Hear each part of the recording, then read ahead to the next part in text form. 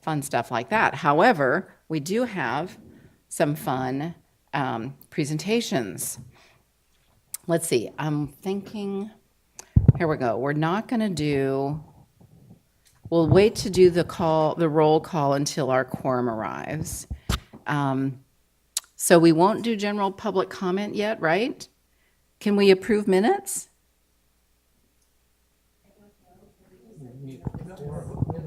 Yeah, let's assume no. Okay. Okay, so we'll go then to our item number 2, which is a presentation from the Petaluma Equitable Climate Action Coalition, otherwise known as PCAC, take your pick, sharing recommendations to improve equity through transportation. So, and I believe Ree Bussey is going to do the presentation, is that correct? Oh, Ree and Carrie and, okay, Javi, sorry, remind me. Julio, I got the first letter right. Okay. It's all yours, Ree.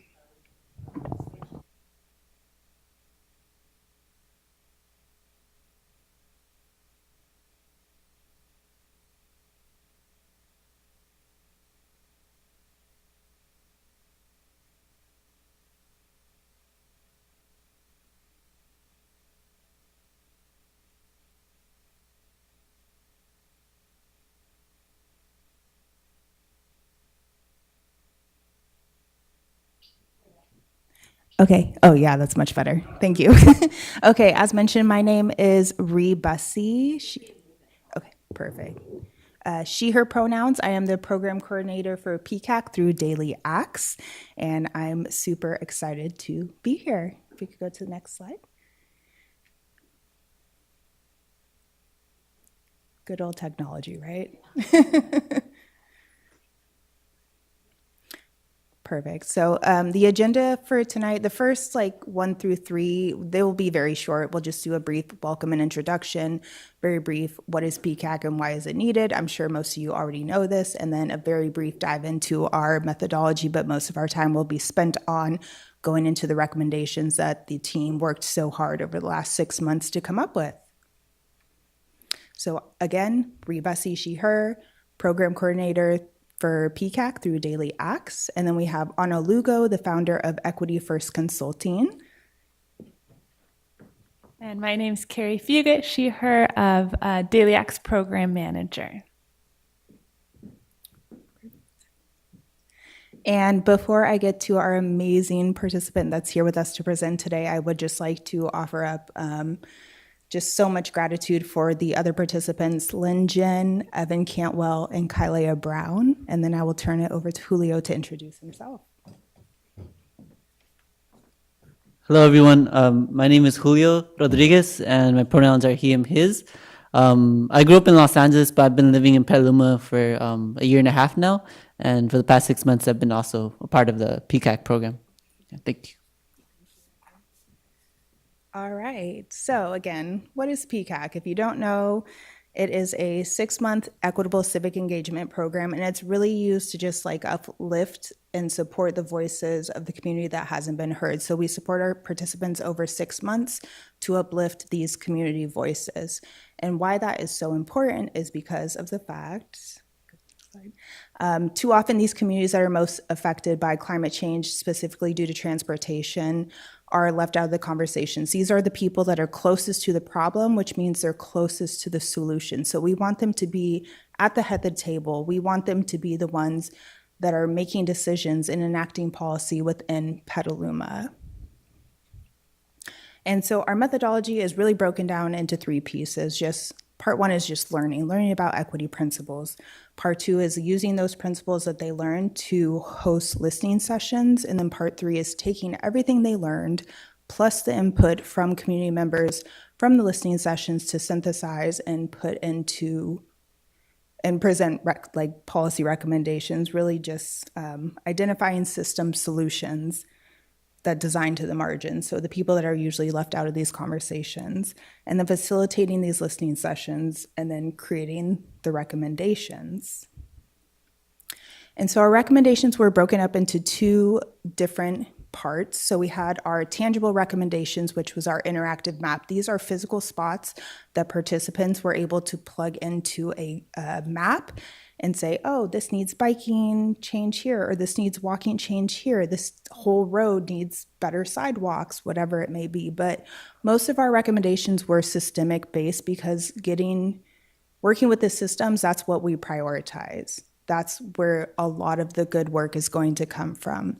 So with that, I will turn it over to Julio to start our recommendations.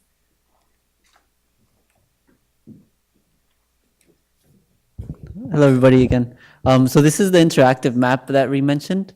Next slide. Sorry. Okay, thank you. Our first set of recommendations have to do with walking in Petaluma and improving the walking infrastructure. Next slide. Sorry. So first off, we recommend that the city prioritize a safe and enjoyable walking experience around key shopping centers and schools along McDowell and Washington. Specifically, the other side.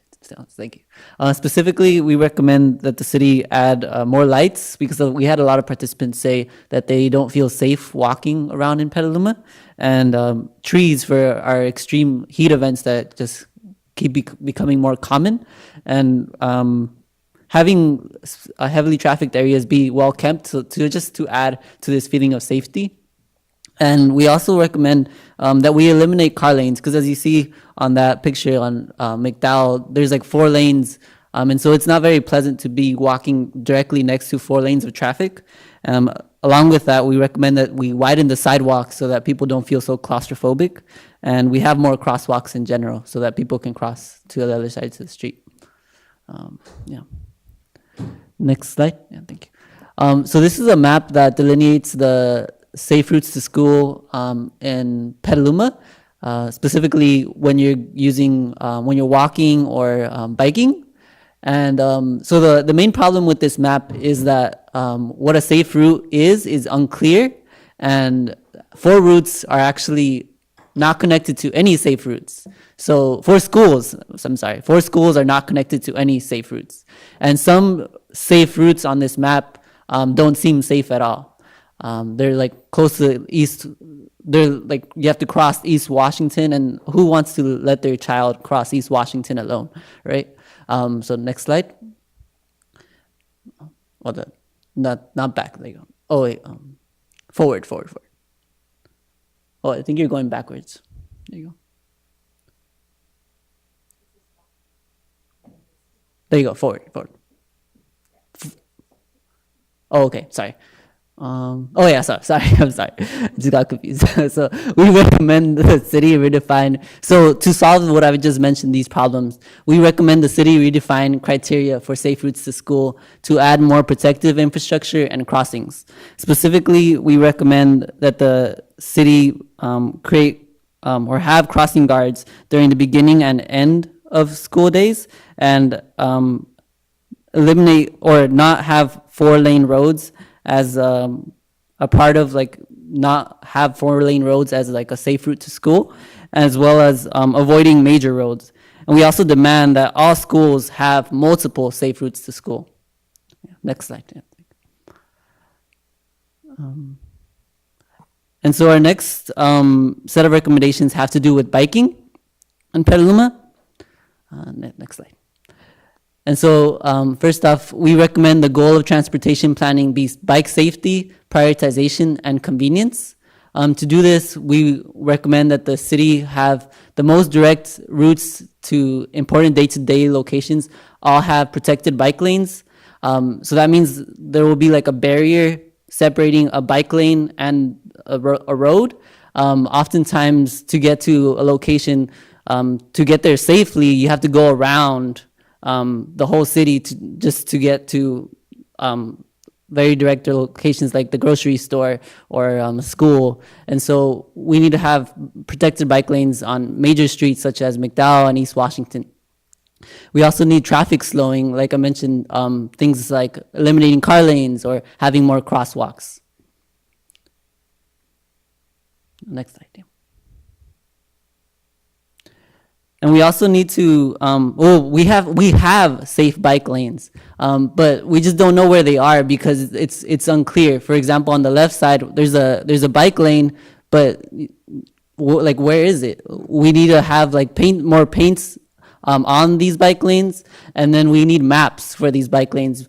On the right is Cornea Road that passes 2 schools and leads to a major like business center down on Lakeville.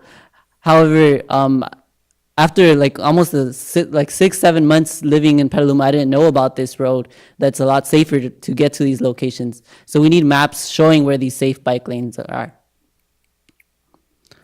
Yeah, next slide. Next slide. And our next recommendation is that we recommend the city invest in creating a culture of respect and safety for bikers with a priority on people who bike for necessity.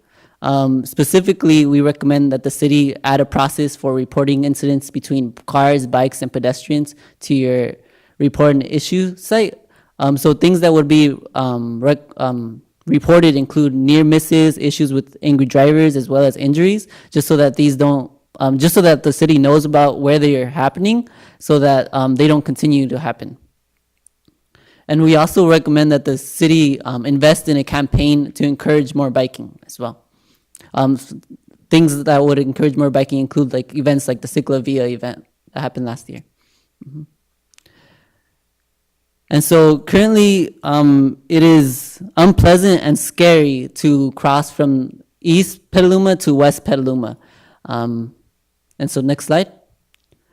But we see this as an opportunity because to get to most locations in Petaluma, it's only about like 1 to 3 miles away, like distance-wise from one location to the other. And so we recommend the city make it enjoyable, fast, and safe to cross between the east and west side of Petaluma via Washington Street. To do this, we recommend that the city make East Washington only 2 lanes and like one lane going this way and one lane going the other for car traffic, and having a protected bike only lane, that the city widen the sidewalk, and that the city encourage local food vendors to sell their food on East Washington, as well as planting trees, bushes, and other plants, and having places to sit and relax, so that Petaluma is more and more for people and less for cars. Yeah. And now Ree will go over the public transit recommendations. Okay, so we can go to the next slide. So the first public transport recommendation that came up through PCAC was just really making sure that we create, or the city of Petaluma creates, a dignified bus riding experience that celebrates the people that are walking and biking and riding the bus as our true climate leaders, the ones that are using it for everyday necessity. These are the people that should be celebrated to make sure that we're not so much of a car-centric town. So making sure bus stops feel safe and comfortable. I have ridden the bus for the last 6 months. Like right before I started this job, I lost my car, and as soon as it ended, I got a car back. But riding the bus for 6.5 months, I learned there's not overhangs. It's 116 degrees out, that weird weather that we had, and I'm sitting outside, or it's dumping rain like it was in December, and I'm sitting outside and there's no overhang. So really making sure that people feel comfortable and actually want to ride the bus, because riding the bus is actually really awesome from my personal experience. And just making sure that buses run on time. That's super important. And making sure they meet the capacity of students. Most of our students are the ones that are riding the bus. And we had someone at a listening session say, I feel like a cattle and like just a car, just we're so packed tight and it's not okay. Next slide, please. Also lowering the barriers for new riders. So students, service workers, immigrants, seniors, making sure that these bus stops are all within a 1/4 mile walking distance for people and where they live, making sure that the buses are running later. We have service workers. How are they going to get to and from home when they don't have a bus that's running past 8, 9 p.m.? I think it's really important that we uplift their voices. And then also culturally responsive information and feedback mechanisms. So we really advance bus rider agency, no matter your income, your age, your language. Just make it easy to find information. I know there's the website, there's an app, but it just doesn't seem very user-friendly. They also don't alert us to when like there's a last minute cancel or when a bus turns from bus 2 to bus 11, things like that. So it can get very confusing. I've heard high schoolers on the bus having to ask other people for help, like, how do I transfer? So just making sure that we have access or information access to all the people that are using the bus for necessity. So also to, in general, just working with having TAC and PBAC work together to make sure that there's conversations happening between the two departments. I know we all do a lot of the same work, but it kind of gets missed because we're focused in very specific areas. And then our final recommendations were community engagement.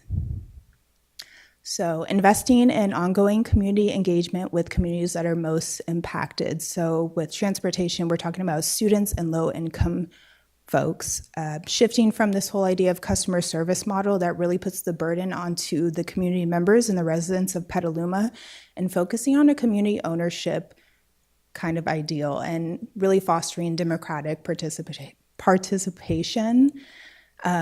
Also making sure that these are the folks that we have active in the planning processes within Petaluma and transportation within Petaluma. So our next recommendation was meeting people where they're at. And this came from folks from the McDowell listening session. So evening times would be great, weekends, social media, makes it a little bit easier. Also, one of the mothers that was there said going to school at like drop-off times at 8:30, like coffee, donuts, have a quick chat with the parents, see what their needs are, see what their children's needs are. Sound like those would be best times to engage with the community.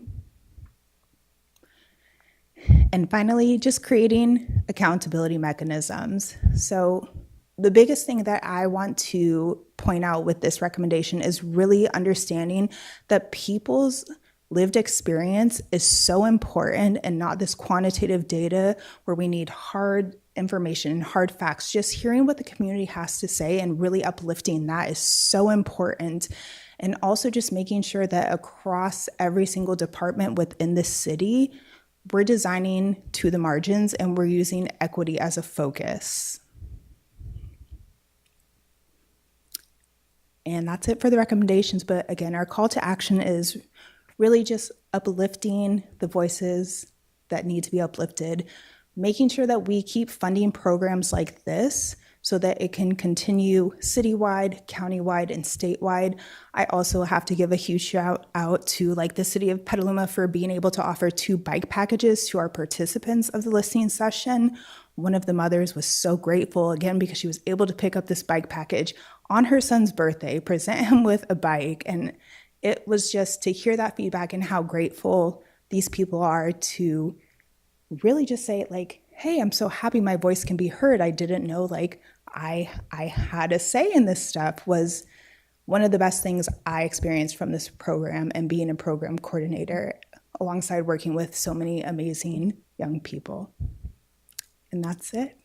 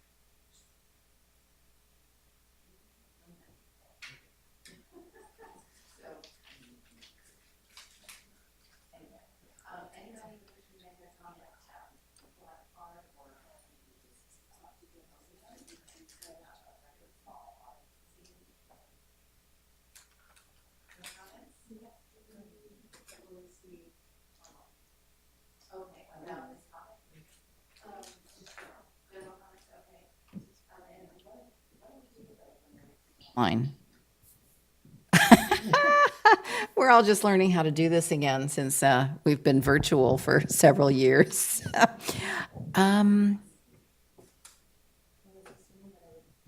Yeah, why don't you do that? I think that's the most reasonable solution. Thank you, Rihanna. It says, "Dear members of the commission, I would appreciate your commission advocating for resuming Zoom-connected meetings for the benefit of members of the public and ensuring your commission's decisions and activities can continue to be interactive. Being able to view a meeting via Zoom and participate in public comment broaden the availability of public meetings to our voters and residents. We need more public input, not less." Do I read all of these, or do we just post them? Okay. Many cities and communities are continuing to offer hybrid meetings beyond just a city council meeting. We all want your commission to fulfill the potential of addressing climate-related issues in Petaluma. Not being able to view and participate via Zoom is very limiting. I have been hearing in the community so many comments about discontinuing Zoom meetings for commissions and committees, and it's causing a serious deficit in public participation. Thus, I wanted to pass my personal concern along with the concerns of others along to you. What would budgetary needs be for staffing and providing Zoom connections, which the City of Petaluma has been providing for quite some time? I believe there are funds available to cover the expense, and the expenses is definitely one that is justified and supports broad public participation. We definitely need more public participation, not less. Could you consider adding this topic to the agenda for discussion and possible recommendation to the City Council? If I were in a position of authority, I would prioritize resuming Zoom for Climate Action Commission and Planning Commission, and then review and potentially implement PBAC and Parks and Recreation Commission if there needed to be limitations. But frankly, Zoom for all commission and committee meetings would support a robust, evolving participation in our city government activities. All of these are very long. So that's the first one. There's 3. Okay. Dear members of the Climate Action Commission, I noticed an agenda item to discuss artificial turf this evening at your April 13th meeting, but did not see a staff report. Are you just beginning a discussion and plan to add this agenda topic for the future? I read the submitted public comment by Taryn Obaid and want to lend my support to her comment. Change is a challenge for bureaucrats and certainly for our Petaluma city government. However, like many cities and communities, we now have more than sufficient information about disadvantages of and health concerns related to artificial turf fields, and undoubtedly— Excuse me, Rihanna, since this does pertain to an agenda item, Oh, yeah, why don't we okay. hold this for Wait, that it agenda said general item? public comment. And so, Yeah, no, I Oh, and understand. so there's just the 2. I thought there were 3. Said there was 3 meetings, but I only have 2. Okay, all right, great. And as I mentioned, we can also take public comments on the PCAC presentation at this time, if there are any. Yes. Yes. Since it already took place, we'll just wrap it in.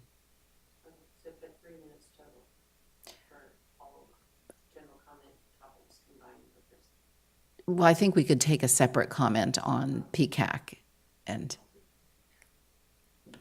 come on up. Thank you.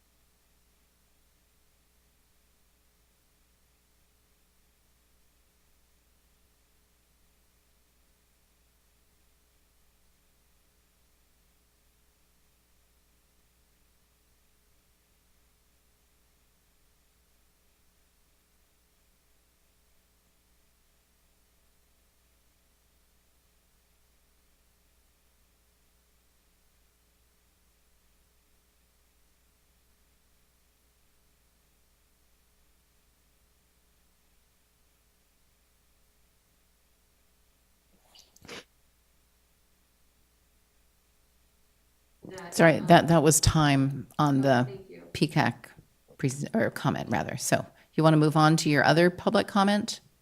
Taryn, you said you had another general public comment? Yes, thank you. I wanted to talk tonight about climate impact calculations. At city council meetings, projects come up and they have a staff report. And in the staff report, it talks about different impacts, financial impact, blah, blah, blah. And then there's climate impact. There's no calculation. It's anything goes with climate impact. They'll say, cut down every tree on the property, and this is a great environmentally friendly habitat restoration project because it's going to have new trees planted that are of whatever variety that the developer wants, not necessarily ones that are biodiversity supporting. That'll come up as thumbs up for climate impact. Also, wetlands, injecting concrete into wetlands. Hey, thumbs up, because you know what? We're going to be doing something else over here. There's also, let's put in a concrete, non-permeable concrete path because that's going to facilitate more mobility. It doesn't have to be zero sum. If we look at projects holistically and we look at each component and the decision for each component with regard to all of the components in a holistic fashion, we can get to much better outcomes. Please consider an ad hoc task force to offer up the city council an intelligent way to evaluate the projects that come before it, because right now they're approving a lot of stuff that's not even neutral. It's actually a step backward with regard to climate change. Thank you. Taryn, anyone else wishing to make a general public comment?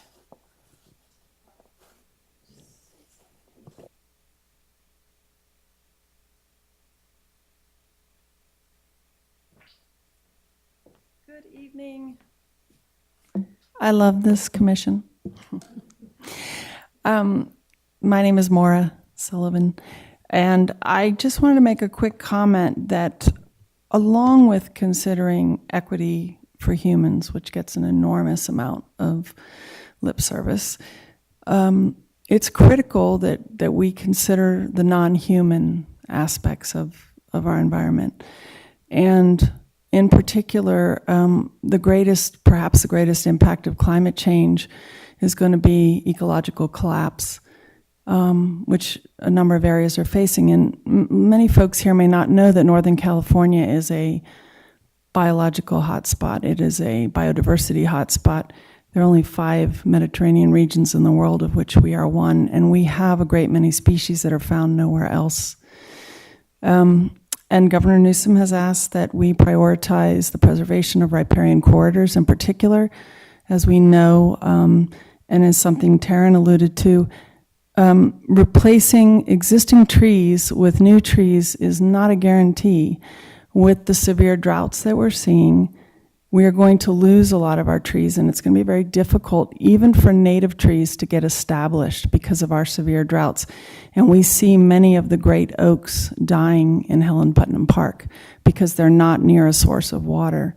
So it becomes extremely critical for us to prioritize our riparian corridors, our creeks, our river, to pull back from those areas and to ask that we give the non-human species a chance to make it.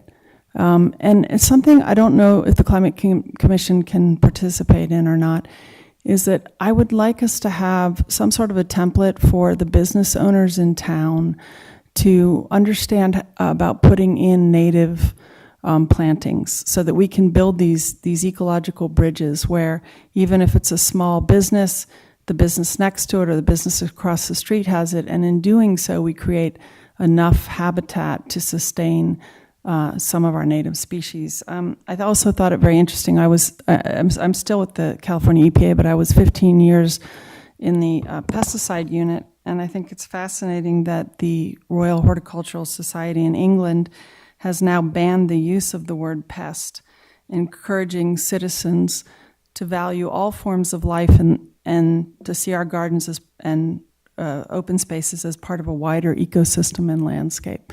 So we really need a real shift in thinking, and we're coming late to the game. So I think we need to expedite this because any survival, equity or otherwise, is not guaranteed if we don't save the species that sustain us. I think it's said that every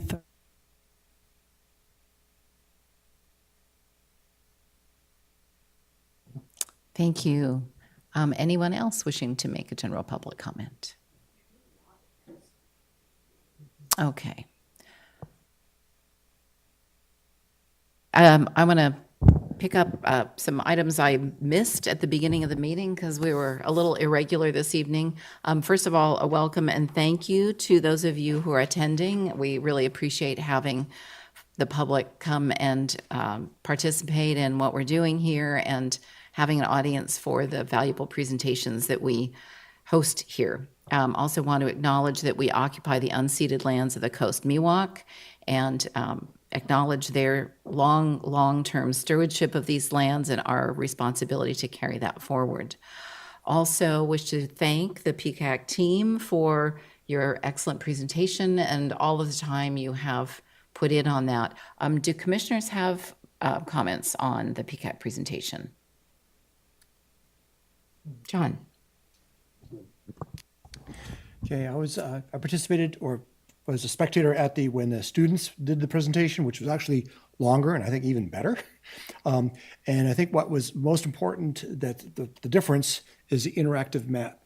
The students went out spot by spot, street by street, and identified locations after location of where things are needed. And we're able to identify it better than what our city engineers have done because there's just more of them with eyes. And so we need to continue that process of bringing the students in to actually do the surveying and the recommendations. And there were several council and city staff who was at that meeting, and everyone appreciated the concept of getting more students to help out with that actually on the ground, real life surveying of what's going on and where improvements are needed. So that was a really good part of that. I ride my bike myself. I've had a few near misses. I've had known of folks, even my daughter and friends, getting hit by cars and walking away and not reporting it. So I fully appreciate all of that. And we do know we have to work on it. But there is a schools, Safe Routes to Schools program that the city is working on. I know the city staff now is working quite a bit on all of these transport means. So I know it's starting to happen and it is moving forward. So that's all really good things. And so everybody's heard and we're working on it. So thank you. And thank you for keep pushing it, please. Thank you, John. Panama? First of all, sorry for my tardiness to miss the beginning of your presentation, but the part that I saw, I really enjoyed, and I appreciated the depth of the analysis that it looks like you all did, the pictures, the examples from other cities that are doing it right and where we should be doing it right and some of the most dangerous spots. Really appreciated the guidance on the public transportation as well. It looked like a really great set of recommendations that we should be considering, particularly as we're going through the update of our general plan and our active transportation plan right now. And so that's really where my question to you is what's next with these recommendations? Are you presenting them in those forums, the General Plan Advisory Committee, to city staff that are in charge of the active transportation plan? And how can we help in any way to elevate these to those forums as well as the city council as they're considering policies about the future of how we get around in our city? Yes, so the recommendations have been presented to PBAC and then TAC earlier today. And after, again, 6.5 months that these being posted, we kind of leave it up to what's next. I think I'm in talks with trying to present to General Planning Committee, but we kind of leave it up to see what's next and what the recommendations can be up to. And I will add to that we designed this program hand in hand with the city staff and general plan consultants, so we've been in conversations with them since day one, and we actually designed the timing of the 6.5-month program to align in a way that the recommendations can be embedded into those planning documents, so that they are living and breathing and able to be implemented through the planning processes. And we're having kind of a status report, we're usually meeting with different departments who touch this to have an understanding of what's the status report on this, on each recommendation, how big of a priority is it, and we're compiling a report of this whole process from start to finish, for the methodology, the outputs, and the status reports we're getting from staff, so that we can deliver that and to the hands of communities to, as they said, prepare it for. That's great. I'd love to get an update at a future commission meeting about how the integration of the recommendations into the city's plans are going. Yes, and I will say that that will be on the larger community's job, because the program is, it's been a pilot program for 2 years. It's been really successful. We've been really grateful for the support of the city, and it's not going to continue right now at DAC. So that's kind of an open question for how we continue programs like this. Thank you. Yes, thanks. I think, Rihanna, perhaps you can put feelers out with the rest of staff to figure out what's the best way to keep us informed on progress on these recommendations. That would be great. Thanks so much. Any other? Yes, Ned. I'll jump in here. I'm excited again about the PCAC work, and I'm very happy to see we have the SDAT conversation as well. I see a huge merge there and safe streets. What I like a lot is what I see behind this is cultural transformation from auto-centric to the whole works, and it's time for that. And you're bringing a lot of voices into the game, which hopefully will not be quiet. You know, we're invested in this, let's take it forward with the things we're talking about here. So that's very encouraging to me. I used to be a cyclist, I raced a lot, but now I can't do that anymore. So I walk a lot, I just walk everywhere. And I've seen all those problems that you've talked about along the way. Now, Lynch Creek Trail is really nice and Helen Putnam is great, but the in-between stuff is kind of goofy sometimes. So I applaud the work you've done, the foundation you've laid, and we just have to take it from there. And this is part of the leverage of changing our cultural thing, and that we know it can happen. We've seen what's going on in Holland and Belgium. We've seen the pictures of the unbelievable amount of cycling and pedestrian and really nice urban transit in those locations. It works, and it's so well received. So when we get that here, that's a marvelous change for Petaluma. It's real leadership. I think that's all, but thank you. All right, thank you, Ned. Dave, did you have any comments? Okay, super. Well, thanks again. Appreciate your time, and hope to see all your faces around town at all kinds of venues. So thank you. Madam Chair, if I could, so I noticed this part of the agenda, this is under a public hearing, this part in a matter for consideration. If these aren't going to be presented to the city council, if that's not in the plans currently, I'd like to make a motion that the Climate Action Commission does forward these recommendations to the city council, so that they can have them and be considering them as they're considering the general plan update and the active transportation plan. So I'd like to make that motion. Fair enough. Do I hear a second? Can we get a little guidance from Rihanna? Is it that for sure that there's no plans to present to the council? No? I apologize. Well, if it's happening automatically, there's certainly no harm in the motion. That is true. So- I'll second then. Fair enough. I think we had 2 seconds. That a second, a third, and maybe we'll have a fourth and a fifth. Any discussion on this item? I'm sure a lot of the council members are very aware that it was well attended by several of the council members and city staff.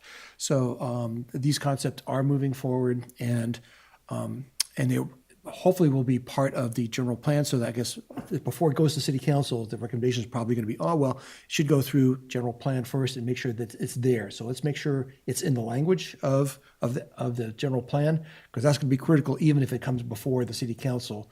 It really needs to be in the general plan vocabulary as a critical point. Not separate, but as part of, well, when the city council considers everything. But it's always good to advance, so at least the concepts are always put in front formally and officially, so that we all the council members are fully aware of the event, the process, and the recommendations that have happened. It's substantial, and they all need to know and read it. So submitting it, even as a report to the city council, would be helpful. Great, thank you, John. Any further discussion of this, or shall we go to a vote? Okay, all in favor of the motion to forward this to the city council, please say aye. Aye. Aye. All right, great, thank you. And let's see, I'm still backtracking a little bit. We should go back and approve the minutes, so which we can do by acclamation if there are no corrections to minutes. Nope, okay, awesome. Rihanna, you look like you're in motion.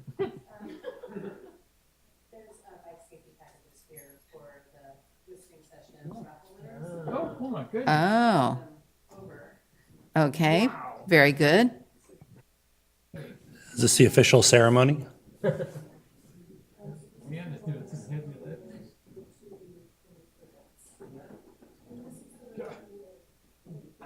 got that, Carrie? Yes. Well, that's exciting. All right. Good evening. Okay, I'm going to have to get like progressive lenses sometime soon.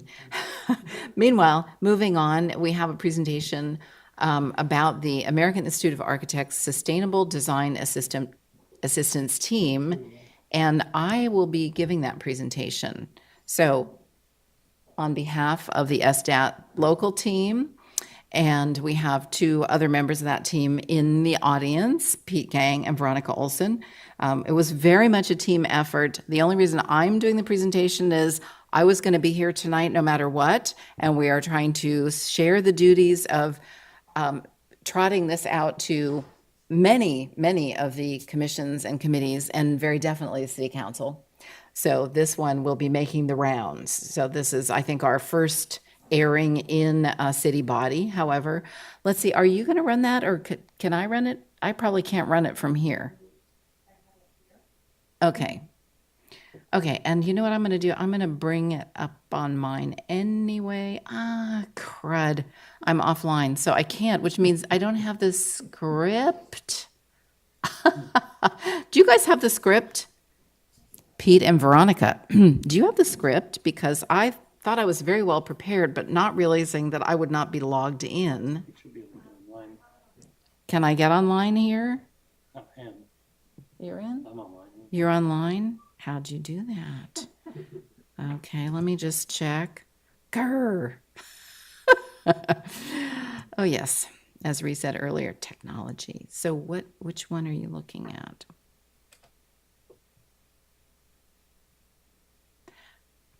What's the name of the network? I don't even see that. Oh, there it is. It popped up. And it's open, connect automatically. Oh, thank you. I do hope so. Thinking. All right. All right. It's churning here. Good. Thank you, Panama. Don't find it. I have it on my phone. It's here. It's up now. Okay. All right. We are ready. We're alive. Okay. On your mark, get set. If asked, most of us would say that we are in favor of progress, a better tomorrow. But what does progress mean if we don't have a clear sense of where we're headed? The city of Petaluma has made a commitment to rapidly transition toward an equitable, carbon-neutral future within 7 years, a future that we have not yet even begun to imagine. We need a shared vision of where we're going, a vision of what a prosperous, equitable, resilient, zero-carbon, regenerative city looks like, And to get there, we need some big, bold ideas. As I mentioned, I'm speaking tonight on behalf of an ad hoc group of 15 Petaluma residents who came together, most of them, not me, I wasn't here yet, together more than 3 years ago out of our shared interest in helping the city align its sights toward that prosperous carbon neutral future. In December of 2019, we applied to the American Institute of Architects, called the AIA, for a Sustainable Design Assessment Team, or SDAT, grant to bring to Petaluma a multidisciplinary team of urban design experts to assist us with some big, bold ideas. In January 2020, the AIA selected Petaluma, one of only 8 communities nationwide, to receive a grant worth $180,000 in design services. Although the project was put on hold for 2 years due to COVID, it was revived in 2022.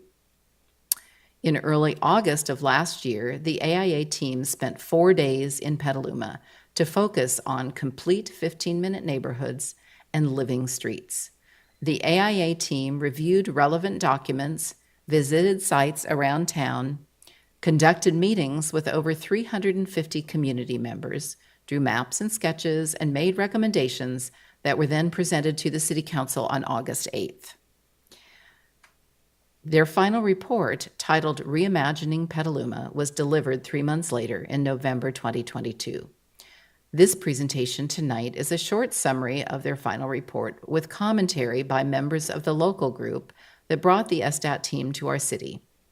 The purpose of this presentation and others that the group will be making over the next few weeks is to ensure that the bold ideas of the AIA's experts are fully integrated into our city's guiding documents, our general plan, climate action and adaptation plan, active transportation plan, implementing zoning ordinance, and other key documents. The time has come to turn words into action.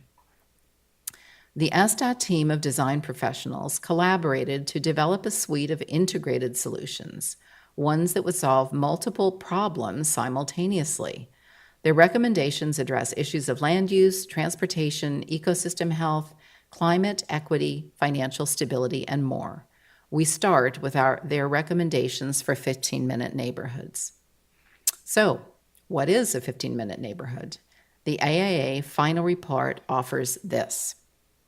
The 15-minute city is a concept that describes a residential community with a decentralized mixed-use development node that provides most of the residents' daily needs within a 15-minute walk from all the residents' homes.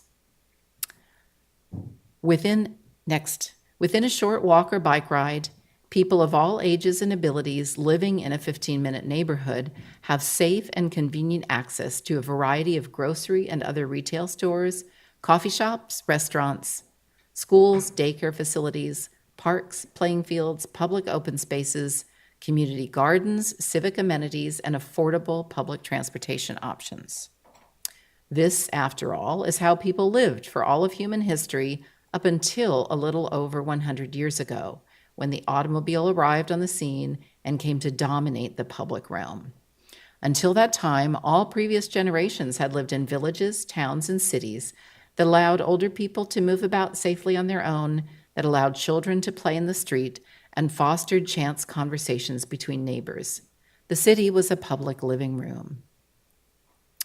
As the urbanist and writer Jane Jacobs said, lowly, unpurposeful, and random as they appear, sidewalk contacts are the small change from which a city's wealth of public life must grow. Although Jacobs wrote this in 1961, the concept remains as relevant today as ever. The AIA team started their analysis using a 15-minute walk circle.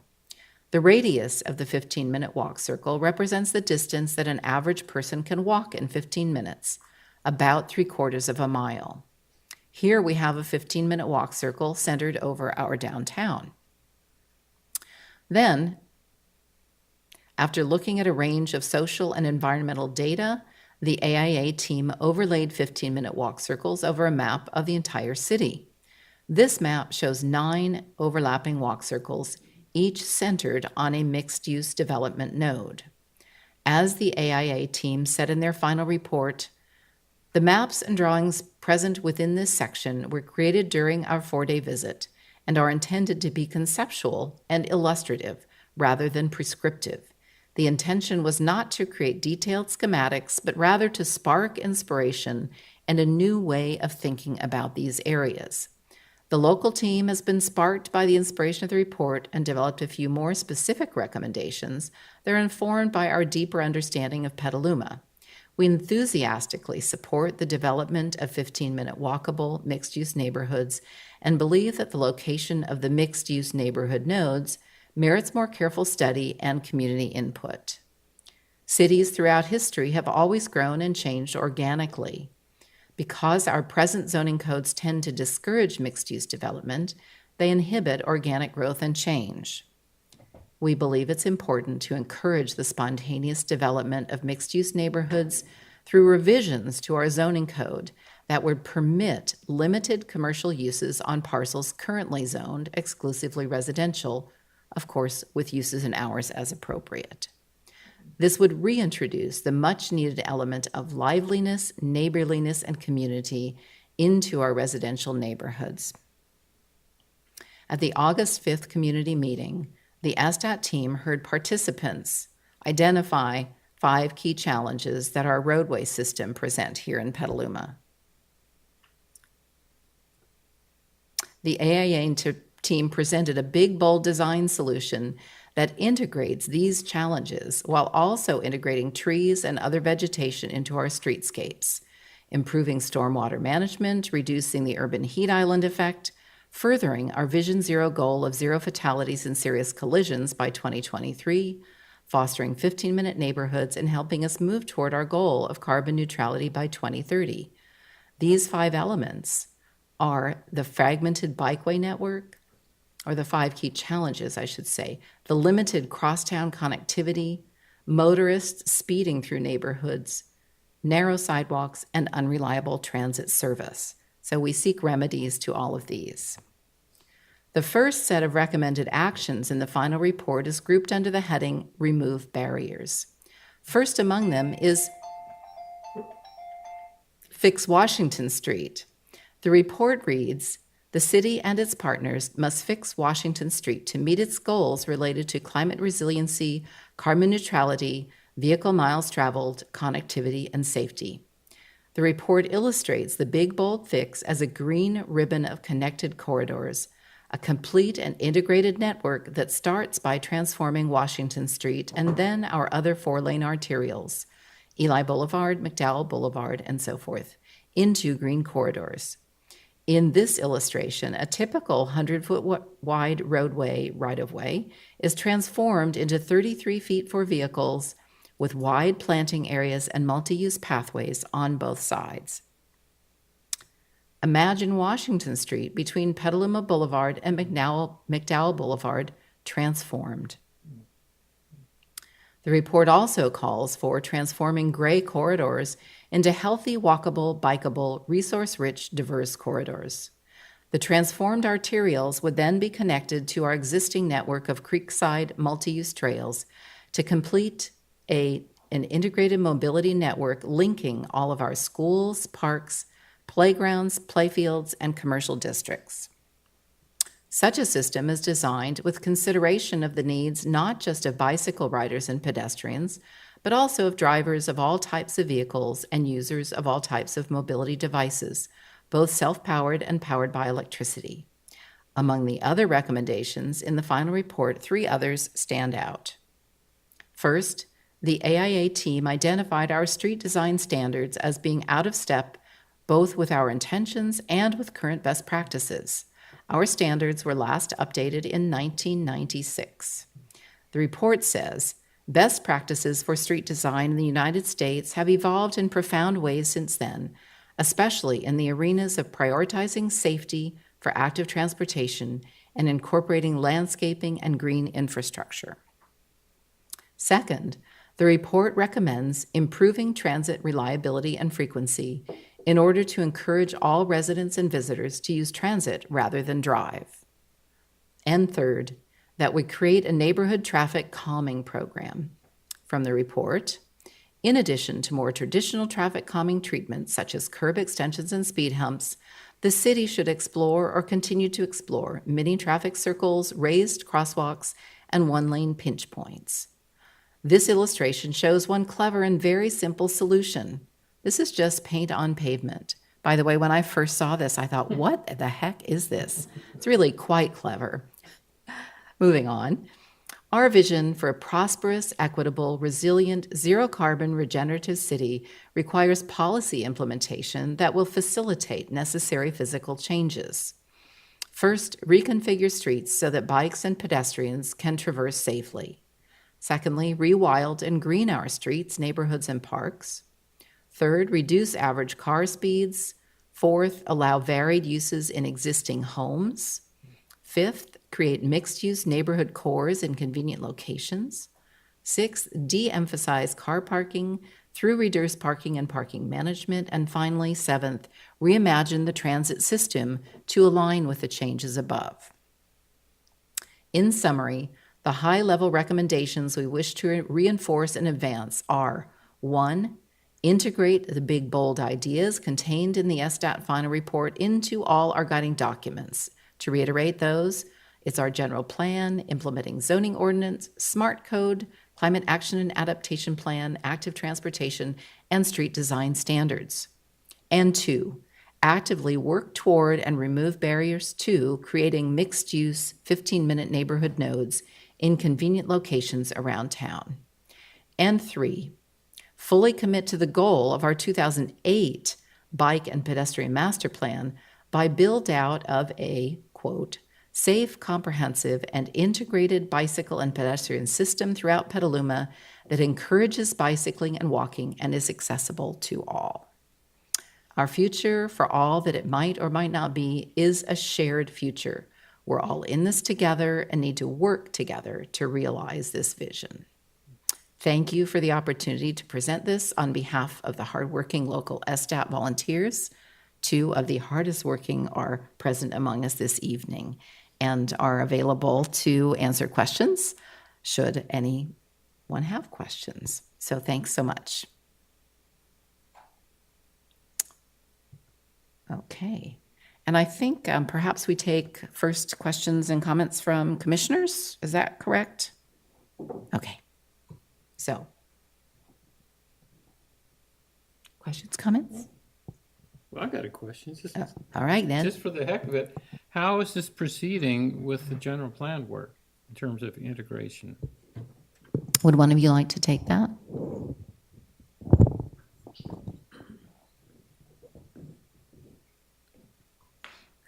The general plan process has not really gotten to the actual specifics of land use planning, but it's definitely on the books, and we're in contact with the general plan advisory. We go to all the meetings and we're in touch with staff, so it's a matter of time. It's coming. So. And again, I believe the General Plan Advisory Committee is on your list of intended presentations, right? So, and we'll also, I'm sure, be providing this to the Ramey team. Other questions or comments? Dave? I just wanted to say thank you so much for all your hard work, and it's a dream that I think we all share, at least up here, and I know a lot of people in the community. So I really appreciate you spending the time to imagine and think big. As an East Side resident who does bike over to the West Side constantly, I'm so grateful that we at least have the Lynch Creek Trail, which I would love to see replicated all over the city.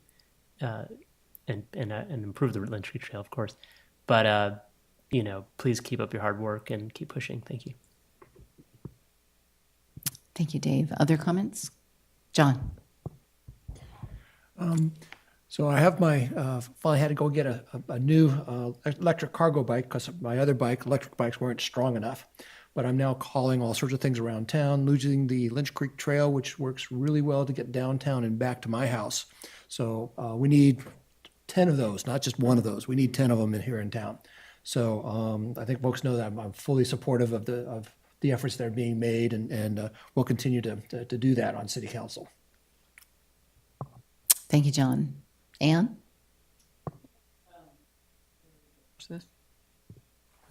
I was in, I think this is a wonderful document. I think it really has outstanding recommendations. And I hope that the city council, really took a lot of them to heart when the presentation was made. Was it last year, I think?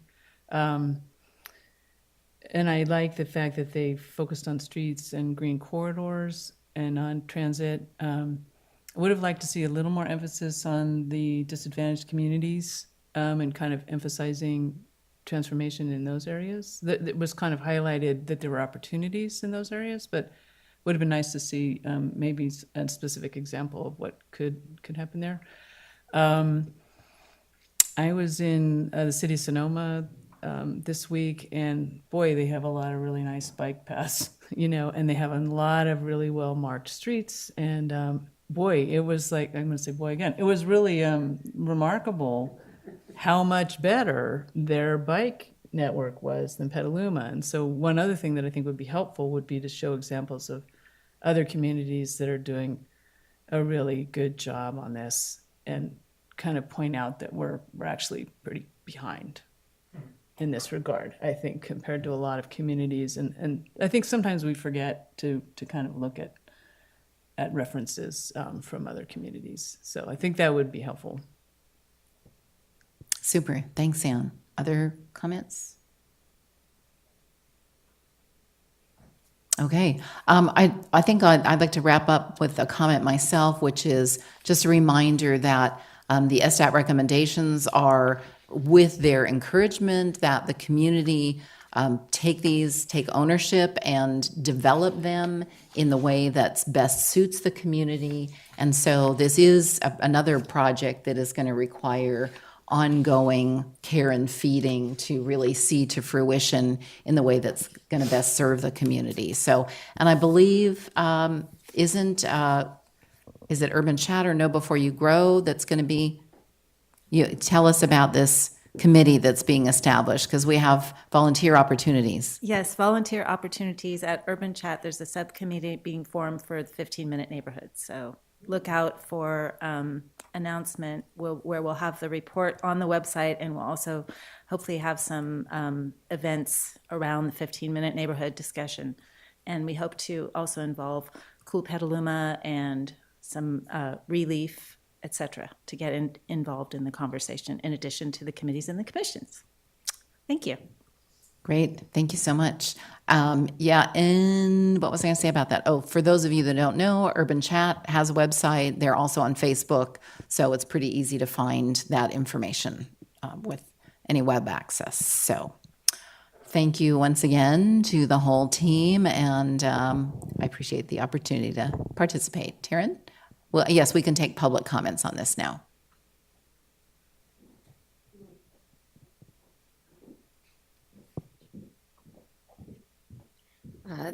Okay, 3 minutes. Thank you. That was really excellent and a good write-up. Whoever wrote the introduction or the whole presentation, that was beautiful writing. Thank you so much. It's the community in Petaluma. The community made the Climate Action Commission happen. The community did this. How freaking amazing is this? I want to point out what I notice comes up as being barriers to the brilliant, hard, tireless work of our community. Things like, we want green. Yes, we all want green. We all want more trees. But where's the gray water?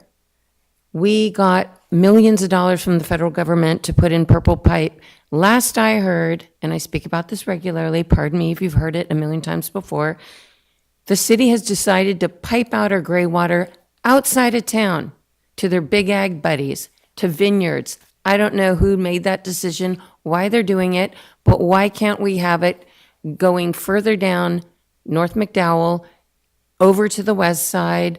Why can't we have it in more of our neighborhoods? We're not going to have green if we don't get the purple pipe into the city to the places where we want green.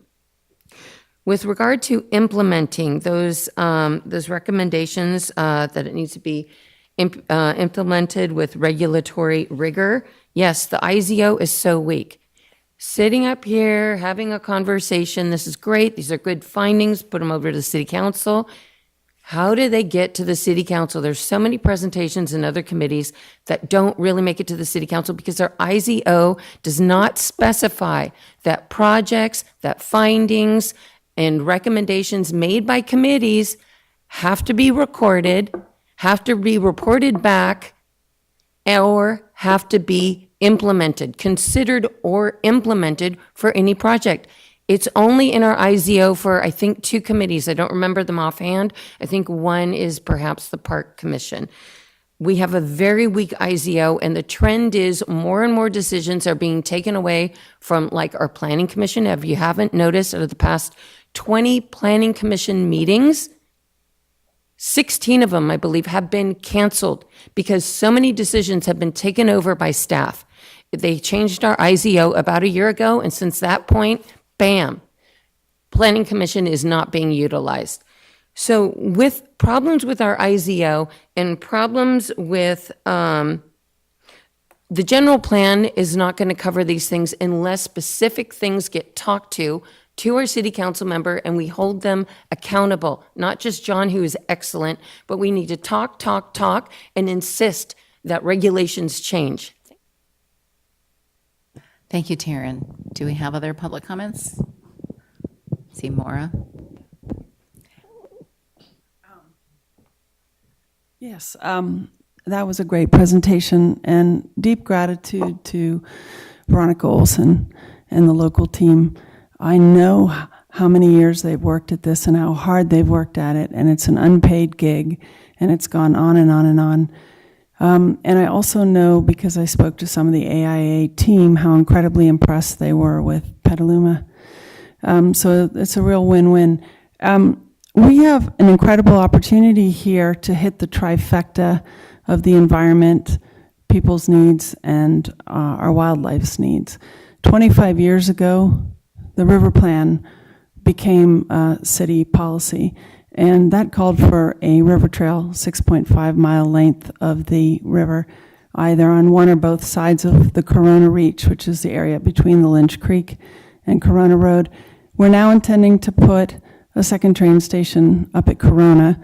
That's a no-brainer that we would have people able to go by bike, wheelchair, what have you, biped on foot, to go between the stations or go to their homes from the stations. David Keller, prior city council member, talked at one point about having ball fields up there, perhaps at the auction yards because it floods, leaving it open, and so that people wouldn't have to drive across town at 5 o'clock to get to the only ball fields that are out Washington. So this is really low-hanging fruit. Obviously, you guys aren't the deciders here, but to acquire those parcels in the Corona Reach, it's very rare that you find a city built on a watershed. It's also very rare that you find those parcels still largely undeveloped. And we have an incredible opportunity here to have this artery that moves people, that is carbon neutral, that is car-free. And it's just tremendous. So I hope we all work hard toward this and avail ourselves of this incredible opportunity. Thank you. Thank you, Moira. Other public comments on this? Okay. I think we can move on to the next item, which is a discussion of artificial turf. So, commissioners. Can I make a comment on this? Oh, yeah. Yeah, I just want to put in, I'm so appreciative of Veronica and the other work to get this SDAT team here and get this stuff on the table. Because Ann Baker and I, we're working on what's called consumption emissions, that picture of our climate thing. And those are the emissions associated with the goods and services that Petalumans purchase or consume. And that's about 70% of our climate impact right there. And the group that did the consumption-based emission inventory for us in Berkeley points out that one of the most powerful levers you can use to reduce those consumption emissions is infill development, which is what this is all about. So, because it has very powerful replications, underneath the surface here. When you don't have to travel far to go to the coffee shop, it's right there, and it's socially boosting. And anyway, so I just say hidden underneath this is a lot of value. So I just hope we keep it going. And thank you. Great, thank you, Ned. Any other commissioner comments? Okay, we will move on to item 4, which is the artificial turf discussion. And commissioners, I believe everybody had received, this was Taryn's letter some time ago. I hope everybody had a chance to review it. So I would like to open up a discussion on this topic because I think it's something that's worth our consideration.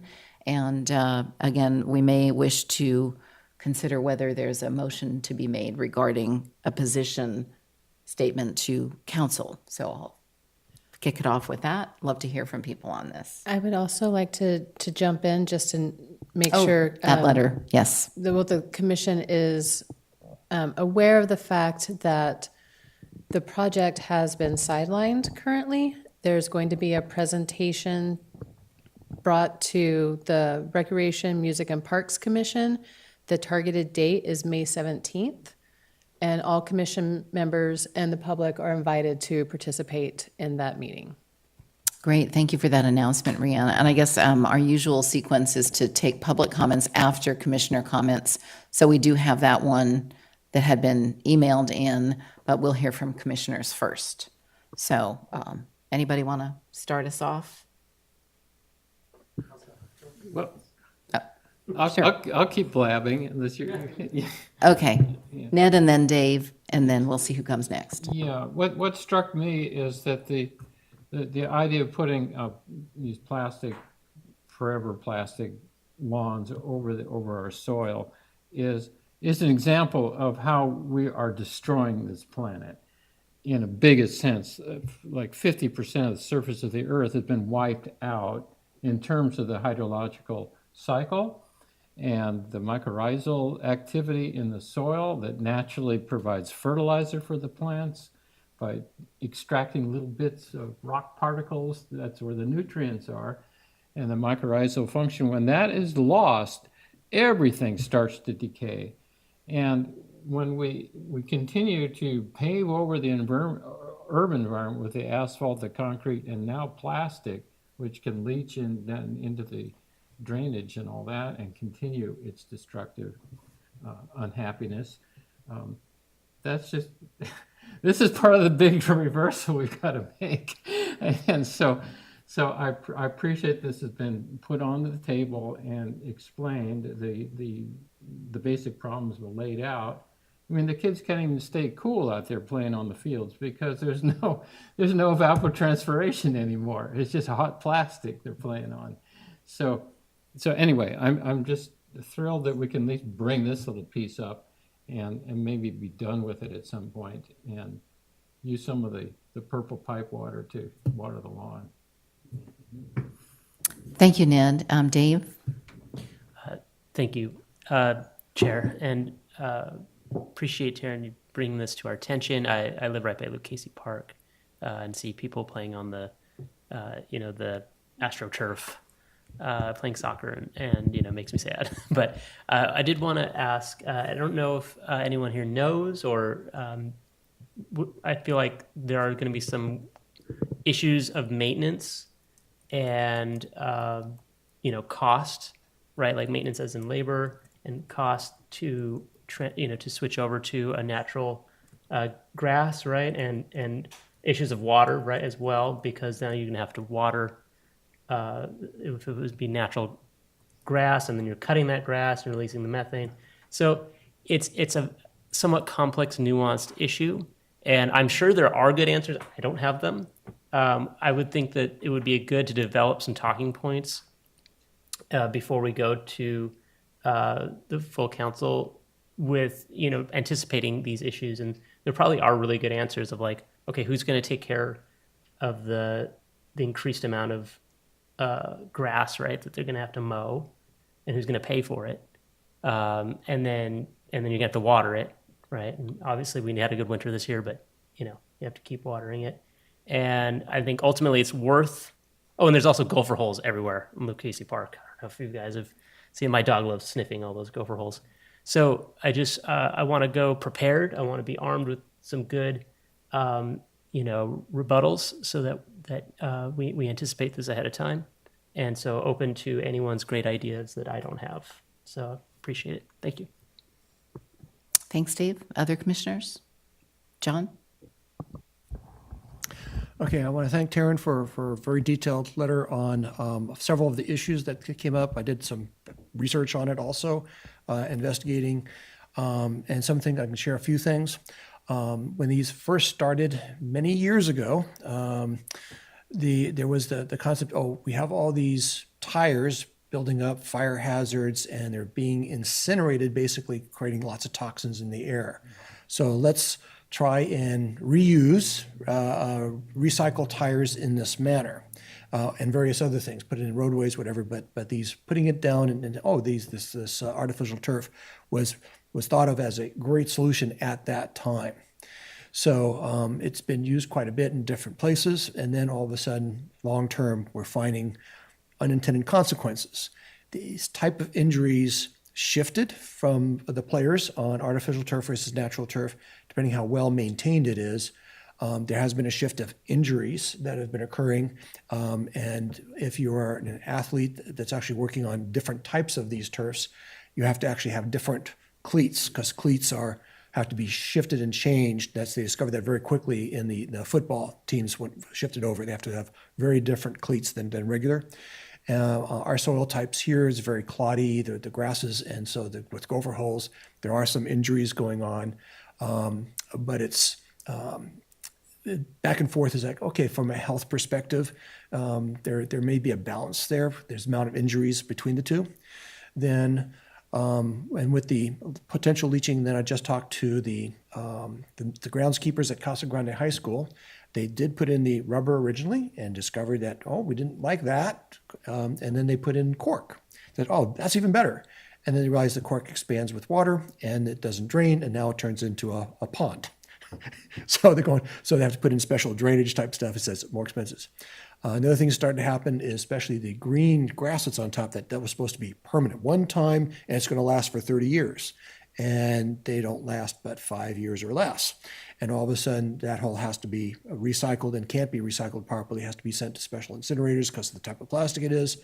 So lots and lots of issues have come up with it, as well as the heat issue and the health issues there of players on top, having heat strokes and the like coming up. So for a multitude of reasons, we need to not put in artificial turfs anymore, and actually put, even though it is expensive to maintain really nice lawns. And my mom was a English lawn bowler, and those lawns are probably even more maintained than putting greens. And so I know a little bit about maintaining really nice lawns, because I actually had to help her design some stuff and work with her on what we were going to do here. They were going to put in a lawn bowls green here. So I worked with her on that. And so, so maintaining a nice lawn, and we do have hazards with lawns here, with injuries, ankle injuries and turns, lumpiness of the grass, slippage and falls. I coach soccer for 13 years, so I'm well aware of folks falling down all the time.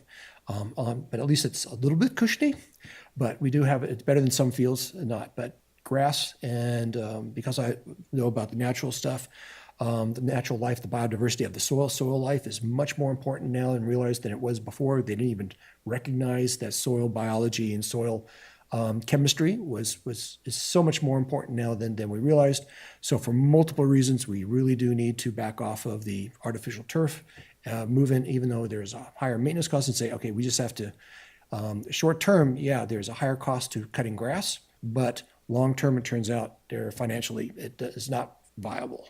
So for multiple reasons, I think we should support that here at the commission and promote that. Yes, City Council, from a climate perspective, for multiple reasons, as well as other reasons, which is even just climate alone, and the use of plastics. We want to reduce plastic bags, so why are we using artificial turf. We're trying to get rid of plastic bags. So it does not make sense for us to support plastic turf in any way, shape, or form. Even though there's a couple, I know some folks are converting at their lawns because they're tired, they want to get rid of the lawnmower. But there's other things that can be done.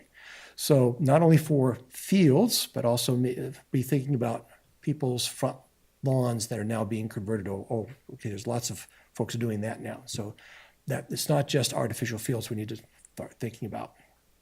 Anyway, so that's sort of like my position is like, we need to go natural as much as possible, even though it's a little bit more work. We need to do the work. Anyway, so that's currently my position on this one. Thank you. Great, thank you, John. And let's see, we haven't heard from Ann or Panama. Does either of you have comments? Go ahead, Ann. There. Yeah, I think I could echo, everyone's comments.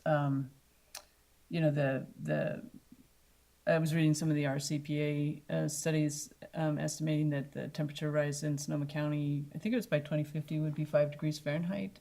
So we're already having extreme heat issues on our fields. The fields can be up to 120 degrees.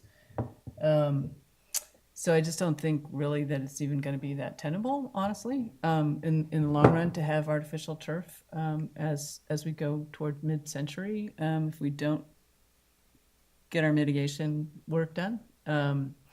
So that's one point, and I think also, clearly, it's if we have a zero waste policy, this doesn't meet it, and I think as a community, I think we're starting to understand that all the plastics in the waterways and all the pollution that we create is seriously harming, both people and our natural systems, and that our natural systems are trying to adapt to climate change, and so we really need to lighten the load of pollutions and chemicals and anything that kind of harms the biocapacity of our systems. They're already really struggling, our hydrological systems. And so I haven't done, for example, a carbon accounting for the artificial turf might be helpful.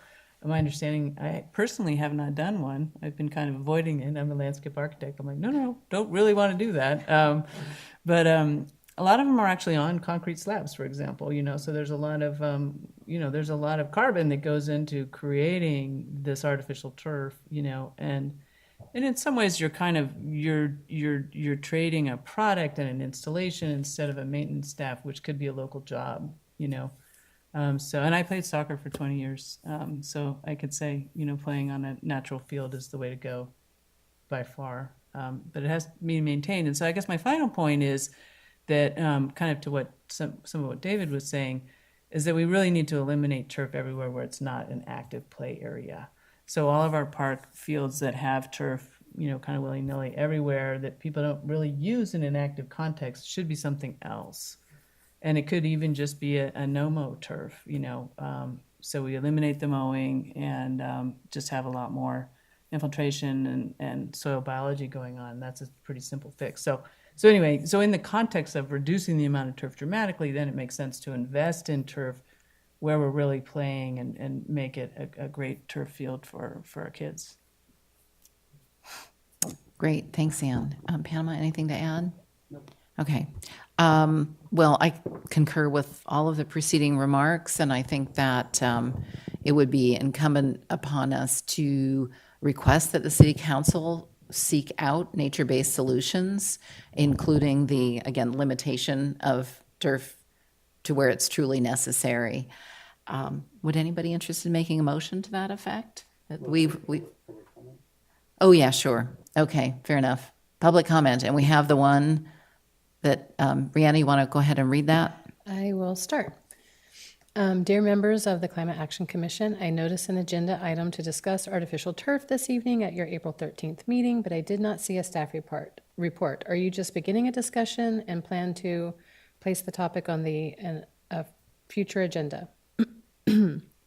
I read the submitted public comment by Taryn Obaid and want to lend my support to her comment. Change is a challenge for bureaucracies and certainly for our Petaluma City government. However, like many cities and communities, we now have more than sufficient information about disadvantages of and health concerns related to artificial turf fields, and undoubtedly our city should not be installing any turf fields in any location any longer. Change in this area includes how the city staff would maintain natural grass fields, and that change is possible with appropriate budgeting and staffing. A broader visionary discussion by your commission could include how your responsibilities interface with modernization and expanding the city's Parks and Recreation Function Department. This was one of my priorities in the November 2022 mayoral campaign, including establishing open space policy protocols and priorities, which the city of Petaluma has never had. In addition, integrating and staffing for a city arborist, staff with environmental and conservation experience, and balancing these additions with existing active recreational components would be beneficial for the greater community of Petaluma. Please discuss and contribute to the alignment of our city government regarding no further artificial turf fields in this community. And couple that with a visionary contribution you can make to the relationship of your work to our Parks and Recreation function here in Petaluma. No turf fields, yes to implementing and maintaining natural grass fields, yes to a staff arborist, recruiting and retaining staff with more environmental experience, and welcoming input from persons like myself with open space policy and environmental expertise. Much appreciated. Thank you, Susan Kurtz. All right. Thank you, Rihanna, for relaying that from Ms. Kirks. Is there any member of the public who wishes to speak on this item? Okay. Let's see. Do we give cards to Claudia? We've got one already. Okay. I guess, Matt, you're up first then, and then Taryn.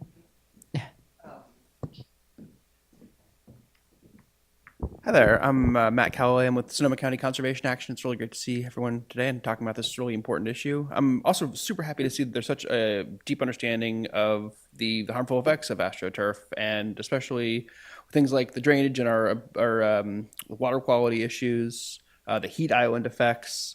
At Sonoma County Conservation Action, we're very concerned about all of that, but especially the fact that these are, and it's been talked about, of course, but these are made of synthetic petroleum-based rubbers that are going to break down into forever chemicals that are going to affect our water system forever. There's absolutely no reason to let these tiny particles continue to go into our water system, affect our soil ecology, water ecology. And then we talked about it before, of course, but the end of life of these, when they are unrecyclable, going to be in a landfill, degrade to a methane, which is more potent than CO2 as a greenhouse gas. SCCA really urges that motion can be made that eventually will be adopted to ban the use of synthetic turfs in Sonoma County, as there are just deleterious effects, no positive effects. And I'm just so happy that this conversation is happening at this level, because it's an important issue that, it's artificial turf. We don't really think about it having these long-term effects, but as we see in Sonoma County and in all of California, as climate change becomes more and more of an issue, we're going to get droughts, deluges, and we can do little things in our cities to make sure that we're doing the best we can to make sure that these aren't going to be things you're going to be having to deal with for years, decades, or centuries. So thank you so much for taking up this very, very important issue, and I strongly support an eventual ban on synthetic turf in Sonoma County and in Petaluma. Thank you so very much. Have a great day, y'all.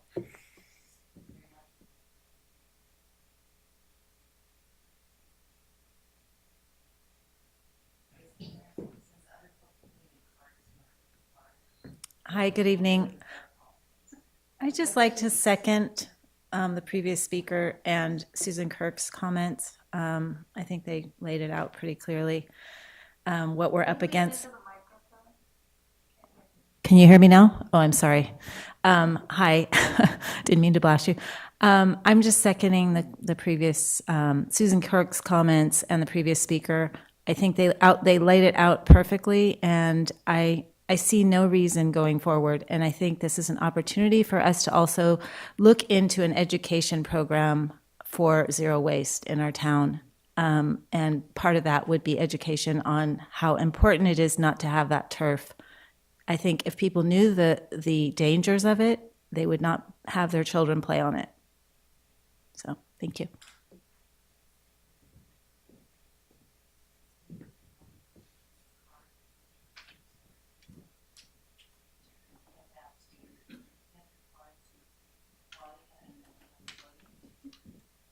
I submitted a card earlier. And Moira's ceding her time to me. So I have the right. Okay, so you're up. Oh, okay.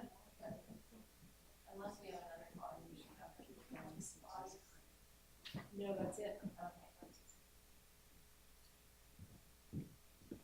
Hi, thank you. I wanted to add some comments that to help you get ahead of where the argument goes against replacing against natural grass. I appreciate that there's going to be a park commission presentation on May 17th. That's good to hear because just 2 weeks ago, the city put out for bid doing a synthetic turf. Just 2 weeks ago. So my concern is that the city is moving forward. This is for Lucchese. It's their third turf there. Like Councilmember Shrib said, these only last 5 or so years. And I did a rough cost-benefit analysis. And after the second replacement, natural grass, organic pesticide maintenance of natural grass is more cost effective. I spoke with soccer players up at the beautiful synthetic turf, Forever Chemical Plastic Fields at East Washington. And these women are hardcore soccer players and they prefer natural grass, but they just don't see it anywhere. If you went to University of Nevada and Reno and Las Vegas, over at Berkeley, you would see really nice natural grass, but cities don't do it. And if we're still working with 1996 street standards, it's no wonder that we really are challenged with keeping up to the level that a university might be. I attend the Park Commission meetings. The Parks Department is woefully understaffed. They've had open positions for a long period of time. They don't have as much money for natural grass as the synthetic turf does because synthetic turf is rented out in our city to players. And also natural grass or natural grass parks are. However, the money for synthetic turf goes to a synthetic turf replacement fund. But the money, the rental fees for the natural grass goes to the general fund. It goes outside of the Parks Department, so they are being deprived of money to adequately maintain our Parks Department. That is something that the community has been campaigning for a long time, is to get our Parks Department the staff that they need. They are very understaffed. I know an organization, I think involved with Sonoma County Conservation Action, has offered free training to City of Petaluma for how to best practices for IPMP management of natural grass. They've also offered free non-synthetic pesticide product, but cannot get for months now a response from the city to accept that product donation. One of the parks commissioners says that was 3 minutes. Thank you. Sorry, I can't hear and I can't see that well. One of the parks commissioners, Hannah, had installed in the back of her house, her backyard, natural grass. It's a certain variety. I forget which kind. They mow it. It's great. It uses hardly any water, unlike synthetic turf, which you have to use water to clean it. And you have to use water to cool it down because it does get to 140 degrees on a 90-degree day. Let's see here. So the pushback is usually financial cost, but at your second replacement, you've blown all your savings. And natural grass is cheaper. Water, it uses a little bit more for natural grass, but given the total costs, not just money, not just water, but soil, natural is better. I attended the Sonoma County Zero Waste Task Force meeting today, and their conversation was about soil key performance indicators and how that is important. And there was a robust discussion about synthetic turf and how no way in hell, if you're asking us to recycle into our little bins at home and be careful with our plastic, which we do. I'm a fiend about recycling. How the blazes can we allow ourselves to lay down all of the synthetic turf that is not recyclable? It gets rolled up into rolls and rolls and rolls. There's thousands, 10,000s, hundreds of thousands, if not millions, of rolls out there in landfill because it's not recyclable. I strongly recommend you all check out the movie called Idiotocracy. Idiotocracy. It's a dystopian comedy and it is brilliant. In the future, which we've got 1 foot in right now, the mountains. They're not mountains. They're mountains of garbage. They're not mountains like we know. They're synthetic turf.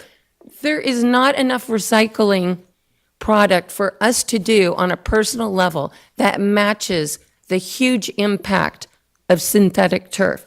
So please push back and make sure that hold the city decision makers accountable. They'll say, oh, we can't afford it. They'll come up with reasons. Oh, we've got a contract. Contracts can be terminated. There are severance clauses. It does not make sense in this day and age to say we're in a climate emergency and to allow something like synthetic, forever chemical, soil destroying, water well destroying. We have ag industry here. The Farm Bureau in Southern California is shutting down dozens of wells and it's impacting ag businesses.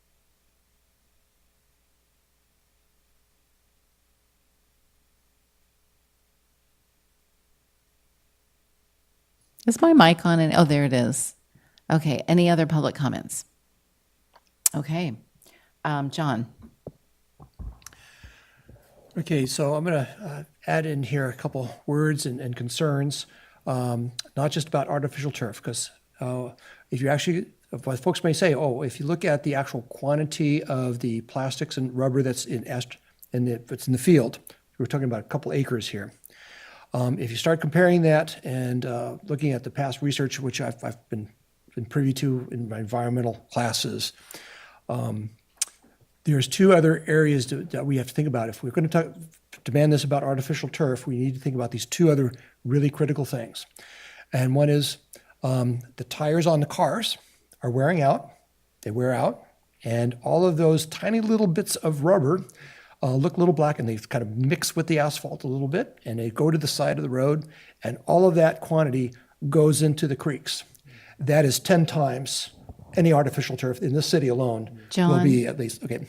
I'm sorry. Yep. I think we need to stick on our agenda item. Okay. Which is on artificial turf. Right. So we could maybe Well, I'm trying to cue do a that up for comparison another. Okay, thank you. of the 2. So the actual same chemicals are being used where that is also placed. The same chemicals are used in our roof systems now required because shingles are not allowed, so you have to have roofing.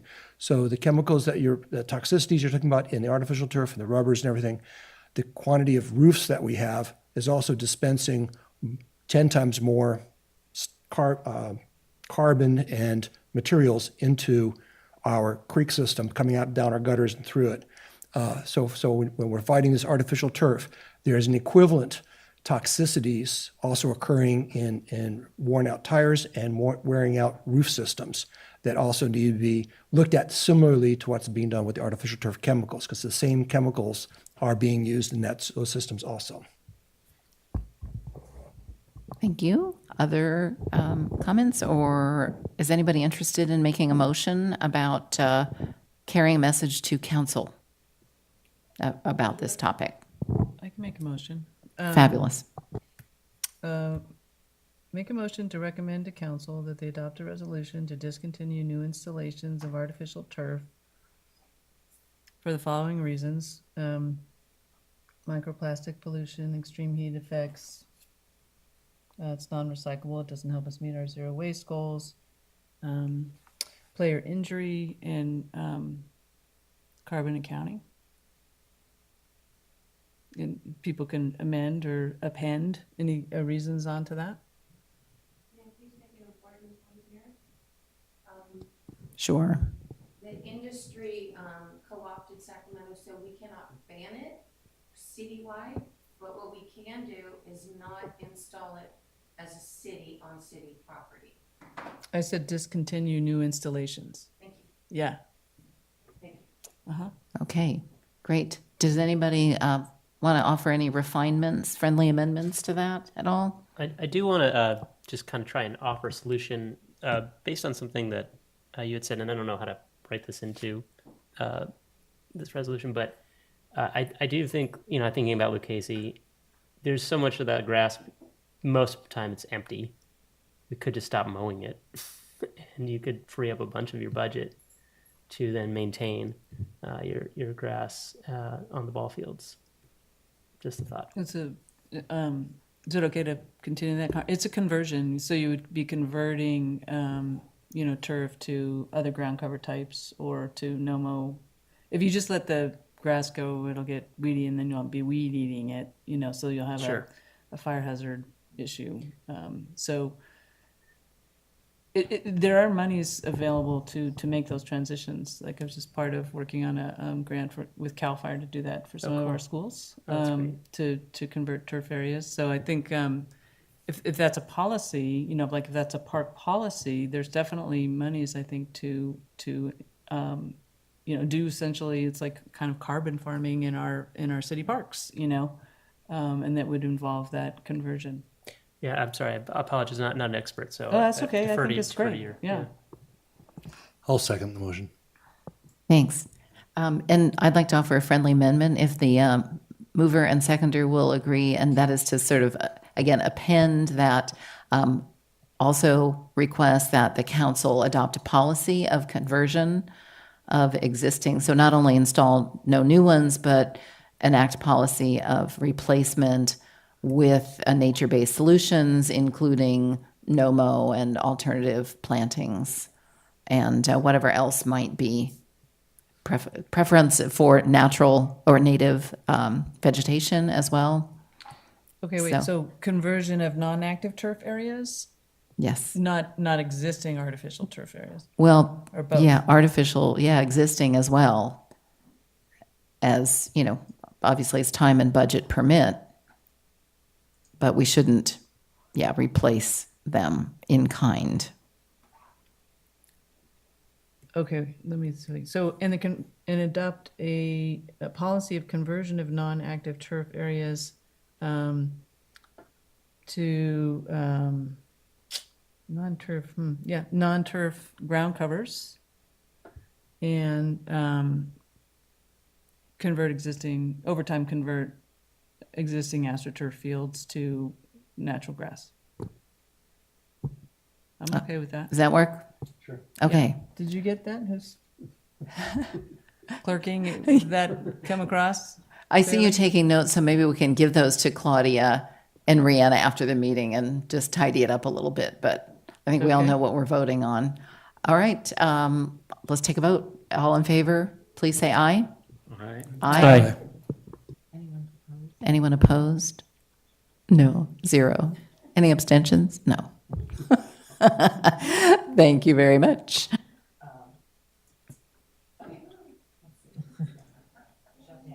Okay, now we still have another topic. But thank you very much for all that. Thank you for all the comments on that and some progress in terms of conveying our preferences to council. Our remaining topic is number 5, and this in many ways is similar to the preceding item in that we have before us 2 letters, one from Relief and one from Urban Chat. And my thought upon reading these was that both of these groups had expressed admirably things that I felt were important from climate perspectives. And I thought, wow, I couldn't have done better myself. And I would love to see if the commission is interested in essentially endorsing those sentiments or adding our names or our group as a signatory to those letters that have already been conveyed to council, but to simply reinforce. So I'll just open that up as a discussion item and love to hear from other commissioners on that topic. On either or both, I think we can perhaps discuss them together, but if we need to, we'll separate them out. So anyone have any thoughts?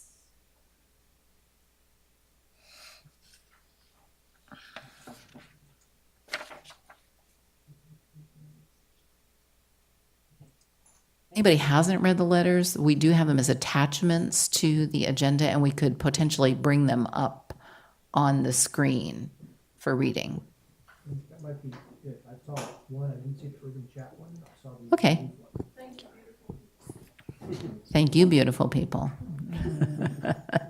Can we do that, Rihanna? Are you able to bring up, shall we do Urban Chat first? Well, we've got Relief first. And if you can make that wider so it fills the screen side to side, that would be tremendously helpful. Beautiful.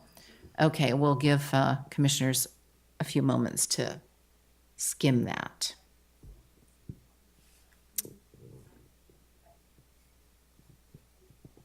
And our member of the public remaining. Feel free to walk closer. Get out your binoculars.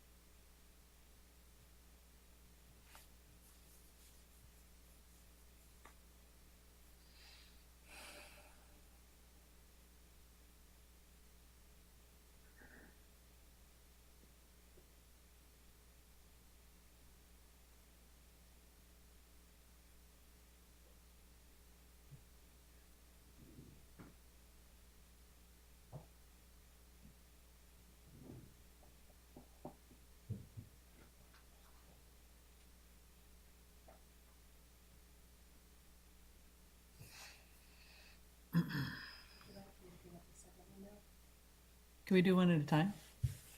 Yeah, we can do one at a time. Has everybody finished scanning this one sufficiently to comment?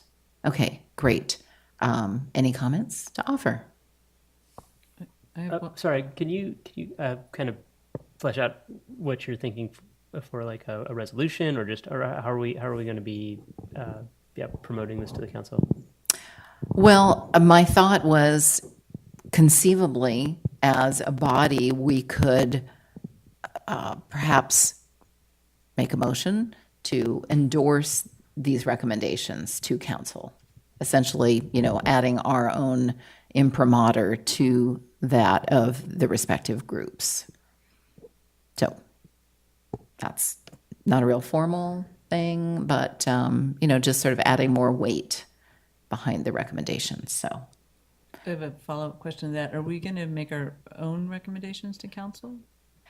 Yeah, we will have the opportunity to do that, but given that these have already been conveyed to council and expressed, so it's not as though this would be all we would ever get to say. That's what I wanted to Right. know. We're going to go. Yeah. We're going to do a prioritization Yes, exercise ourselves. we are definitely going to do that. But I felt that these were so well expressed and thought out that there was sort of nothing to quarrel with, or, anything we might add later would not be in conflict with these recommendations, because they're pretty broad and I felt conceptually aligned with certainly all the work that we have all been doing here.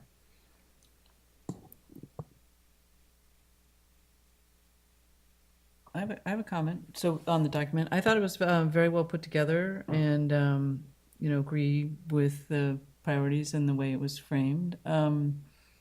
My only kind of amendment or friendly amendment to it was maybe section 5 or 5C, or I don't know, I forget what it was, but the piece on the Fifth Street Greenway and the other green streets. I would just want to add that I think we should say that over half the street should be in less advantaged neighborhoods and kind of street tree poor neighborhoods, so that the majority of monies and effort and attention goes to those communities, those areas in our community. Great, thanks, Ann. And John, you were interested in making a comment? Well, I was being chair of the tree committee for several years, and on that committee for many years, and working in this area, also being in the leadership team of Relief, and I'm also on city council. So for several reasons, I should probably abstain from voting on this one, because everyone I think knows that this is words that I've been using for a while. Even though I did not write this myself, but apparently this is definitely carrying a lot of the ideas I've been supporting for many years. But now that I'm on city council, I'm not sure if I should. I need to abstain or recuse. I would say just abstain at this point, since it's not a motion or anything, just a supporting of the letter. But I'll have to, I think, abstain because I'm on both sides of this one. Makes sense to me. Other comments? Ned? Panama? Dave? Nope. Nobody. So, Anne, you made a motion? I think that was a motion, right? Or Yeah, sort of, no. I can make a motion. I'm losing track. I make a motion that we endorse this letter to council and give it our imprimatur. Add the friendly amendment that we'd like the focus on green streets and adding street trees to be that a majority of the effort in that regard be placed in communities that are areas in our community that are lacking street trees and are disadvantaged areas. Would anyone like to second? I'll second. Thanks, Dave. Okay, any discussion? All those in favor, say aye. Aye. Aye. That's unanimous. All right, now we can move on to parallel discussion regarding the urban chat priorities letter or table, as it were.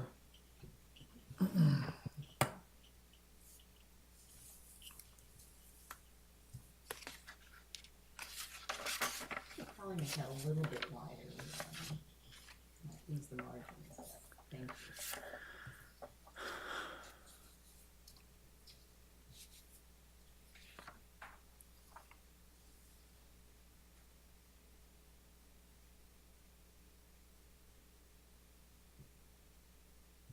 When the time is right and the discussion is done, I'd prepared to make a motion. Support it.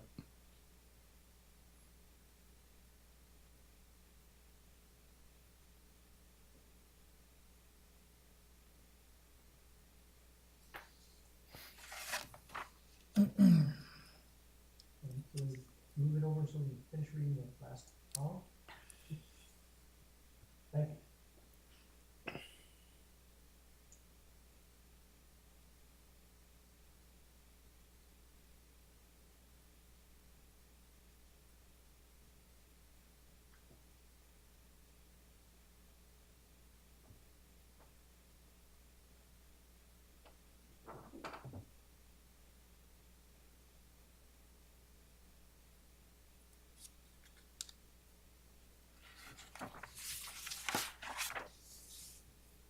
Should we move on to page 3? Is everybody ready for page 3?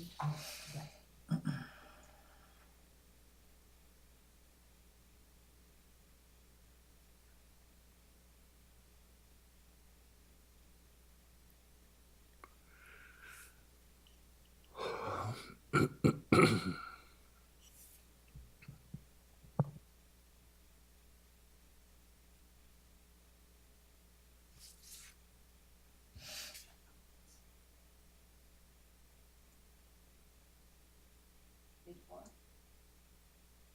Everybody ready? Yeah.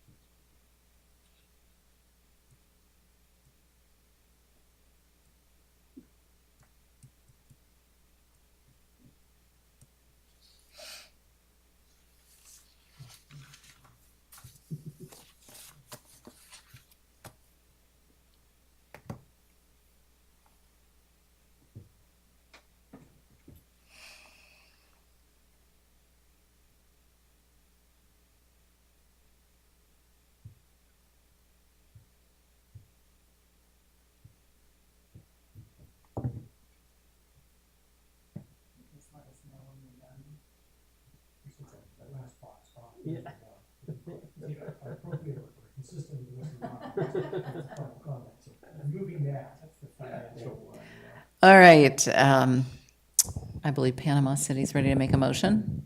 There's no discussion. Just following up on that comment, wrong way. The municipal financial sustainability row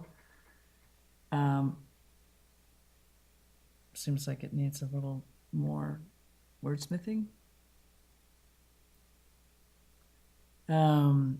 So maybe that becomes more of a direction that we would like to ask council to direct staff to examine that issue and do a staff report or something? Yeah, does that make sense? Sure. Panama, do you want to adapt your motion to reflect that? Motion. Oh, you were going to make a different motion? No, yeah.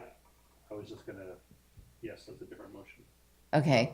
The commissioner wants to make that motion, she can.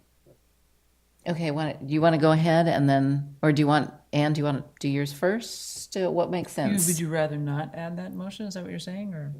I don't fully understand it.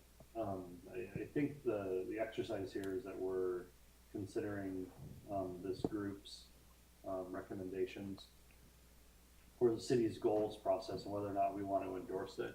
And I don't know if us amending what the group has developed is in line with endorsing what they've done. I understand we're going to have our own opportunity to provide comments into the goals process of the city, and so I think if we want to do that, we should do it as the commission. Here's what we think our goals should be for the city, and if we want to endorse somebody else's activity, we endorse it.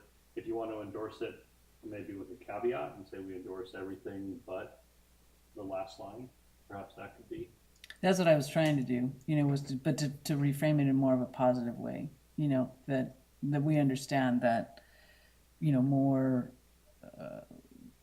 work needs to go into understanding the financial sustainability of these.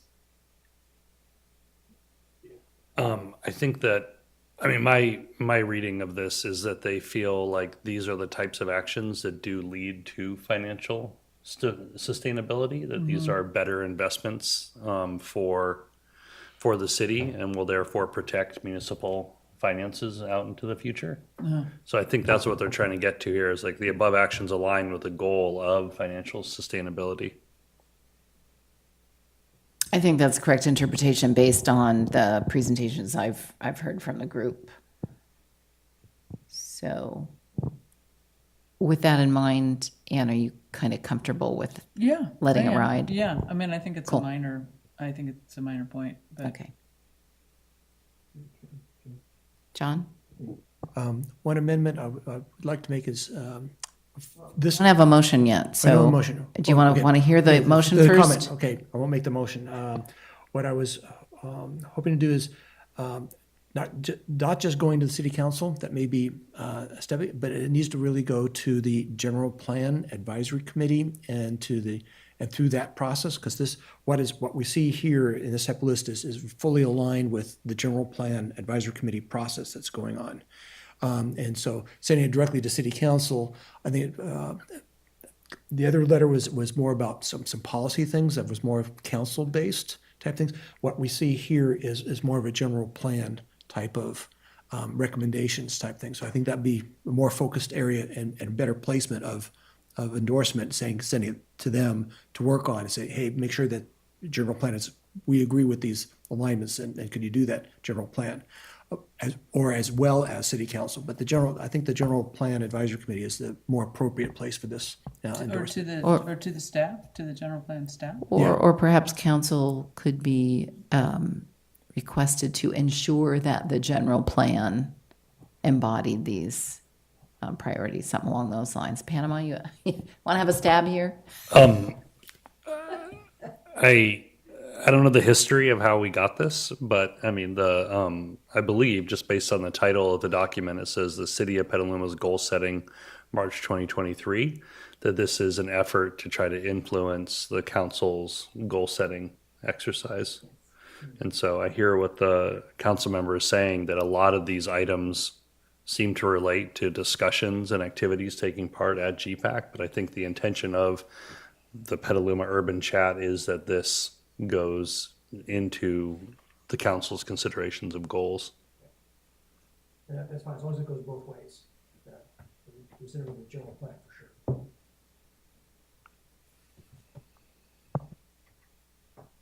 You got it. Sure. I was hesitating because I heard different commissioners having different desires on it. I'll make a motion to recommend to the city council the recommendations of the Urban Chat as outlined in the letter to us that we see before us on the agenda for their consideration and their goal setting. Thank you. Do I hear a second? Second. Okay, Ned, thank you for seconding. And do we need further discussion, or shall we go to a vote?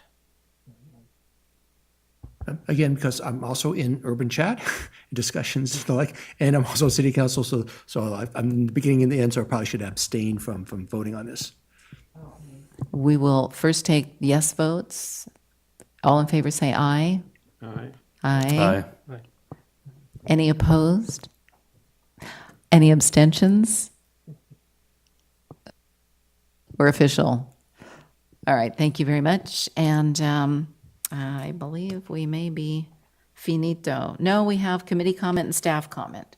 So, commission comment, I guess that should actually say. Commissioner comments, and just a reminder that the purpose of this section of the agenda is for commissioners to report on activities outside their commission work, but that have relevancy to our work here. And it's to provide just a very brief overview of anything that we might need to be aware of. So, and being mindful of the hour, of course. So,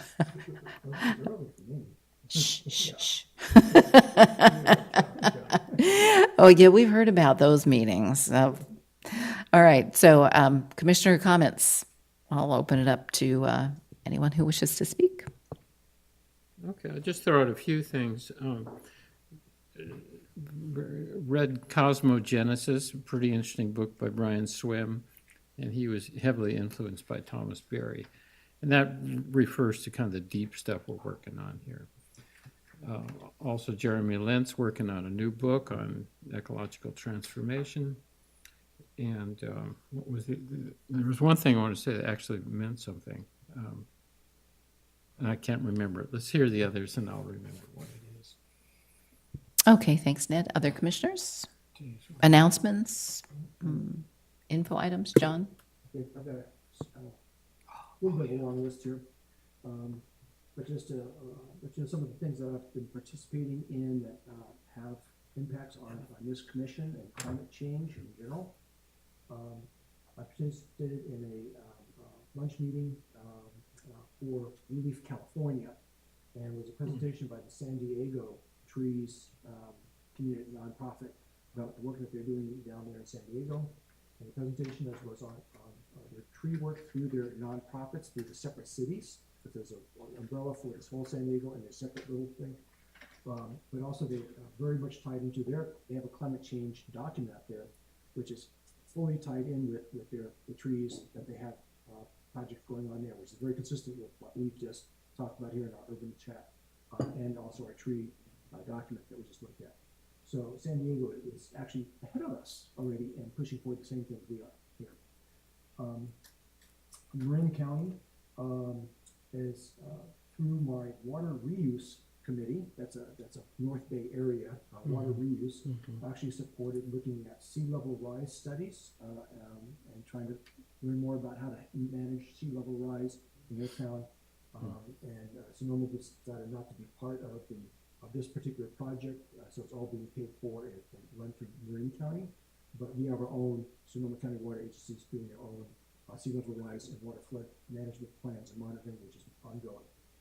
I attended a hospitality and tourism for the Sonoma County meeting, and there's lots of good news there about how we have survived well, and a lot of operations still going, and business is pretty good. But that is the environment and our environmental and natural resources that we have in the area provides a huge amount of tourism dollars, and we need to expand and contribute more for that in general.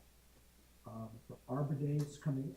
It's here. The California Arbor Day is earlier, but the national one is coming up along with the Earth Day, and lots of activities are going on there. We'll be planting the tree committee here is going to be planting a tree at McNear, I think on the 29th. We have there's a local company I'm working with from Petaluma Wetlands Alliance. They're going to do a cleanup over at Shoreland River Park this Saturday. On May 6th, there's a river cleanup by the Friends of Petaluma River. Okay. Then I also have there's two little grants that I was able to get. I just finished working on a grant for Casa Grande, 50 trees plus a bunch of shrubs and expanding the outdoor learning environment there. Also, McKinley, on the 17th, I'll be volunteers coming in and helping out with the school with the grant monies that we got for 22 trees and 10 shrubs, and this is all part of the Earth Day environment. Spring Hill, there's we're going to do a 2-tree planting ceremony over there for the Earth Day. There is I attended a micromobility sort of like workshop meetings and stuff, and just to be aware that on a worldwide basis, there is a lot of the e-bikes that are being sold in like Europe and India and China, and e-bike sales are heading up to and expected to pass 50% of all bike sales within the next year or two, and are getting close already in several countries already.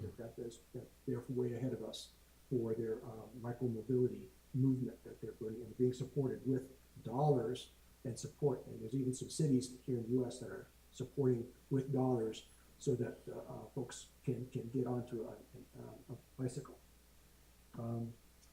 Just to make you aware that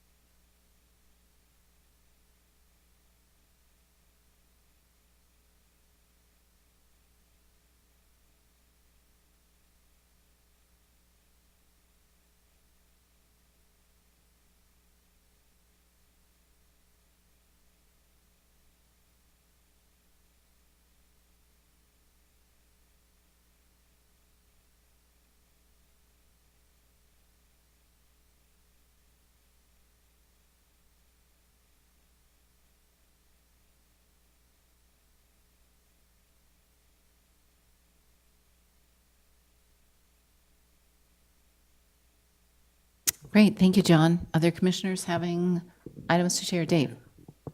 Thank you, Chair, and thank you, John. I did want to echo and kind of call to action on the May 6th river cleanup. As someone who bikes along the Lynch Creek Trail and the river all the time, I'm being brought to tears constantly by the amount of trash that is just in the Lynch Creek and the river. I don't know if it's the storms or what, but it has just seemed to it gets worse and worse and worse and worse. We really need all hands on deck if you can spare the time on May 6th, or let your friends know, whoever can make it. I know we all have obligations, but very much looking forward to that opportunity, and so I'll see you there. And then the second one comes from my day job. So there's going to be a North Bay contractor information session being put on by Bayren Home Plus. And I'm sure Panama was, I don't know if I'm beating you to the punch here, but it's going to be right here in Petaluma on April 27th at 8 a.m. to 11 at the Petaluma Veterans Building. And I think it's going to be a really interesting event. I'm not sure if I can attend, but there will be representatives from our staff at MCE that will be there. I'm not sure if you'll be there, but I'll be seeing you at the Contra Costa event, maybe. Okay. Anyways, so I think it's going to be a really great event to help contractors get informed about all the different incentives that are either available now or becoming available, and how to navigate that complex system to become a participating contractor in these incentive programs. So those are my updates. Thank you. Great, thanks, Dave. Other commissioners? Panama. Just a couple updates. Last month, a county in Maryland, I'm forgetting which one now, became the 100th community in the United States to adopt an all-electric standard for new construction. Since then, there's been a couple more, but that means that now 1 in 5 Americans lives in a jurisdiction that's adopted an all-electric standard. Really pioneered a lot by Sonoma County cities like Petaluma. And last year, we just got the numbers in. For the first time ever, heat pumps outsold gas furnaces across the United States for the first time. So we're all seeing some progress being made on the sector and our goals. And right here in our Bay Area, just a few weeks ago, the Bay Area Air Quality Management District passed a rule that will say, starting in 2027 and then into 2029, they'll no longer allow the sale of gas furnaces and gas water heaters across the 9-county Bay Area. They've put in place a implementation working group that will look at market conditions, things like electricity rates, availability of product, the condition of the grid, and other considerations of environmental justice as well, about deciding when between 2027 and 29 those rules go into effect. But it's the first large-scale air district in the country to adopt any kind of standard like this. They adopted it based on air quality standards rather than greenhouse gas standards. So it was based on the contribution of nitrogen oxides to the Bay Area's air basin that they adopted it. It's the burning of gas in buildings produces more NOx within the Bay Area than all of the cars and power plants combined. And so it's they took action based on this. They don't have authority to take action on greenhouse gases, so they took it on NOx. Immediately after that, the Puget Sound Air Quality District up in Washington began consideration of this as well. And there's now 8 states in the Northeast who are considering adopting based on BACMUD's ruling. Our very own council member, Brian Barnacle, is a new member of BACMUD and was there to cast a vote in his 3rd meeting in support of the rule. Yep. That's my update. Great. Thank you so much. And for all the work I know you're doing on all that. Ned. Okay, here's a quickie. This is for the building people.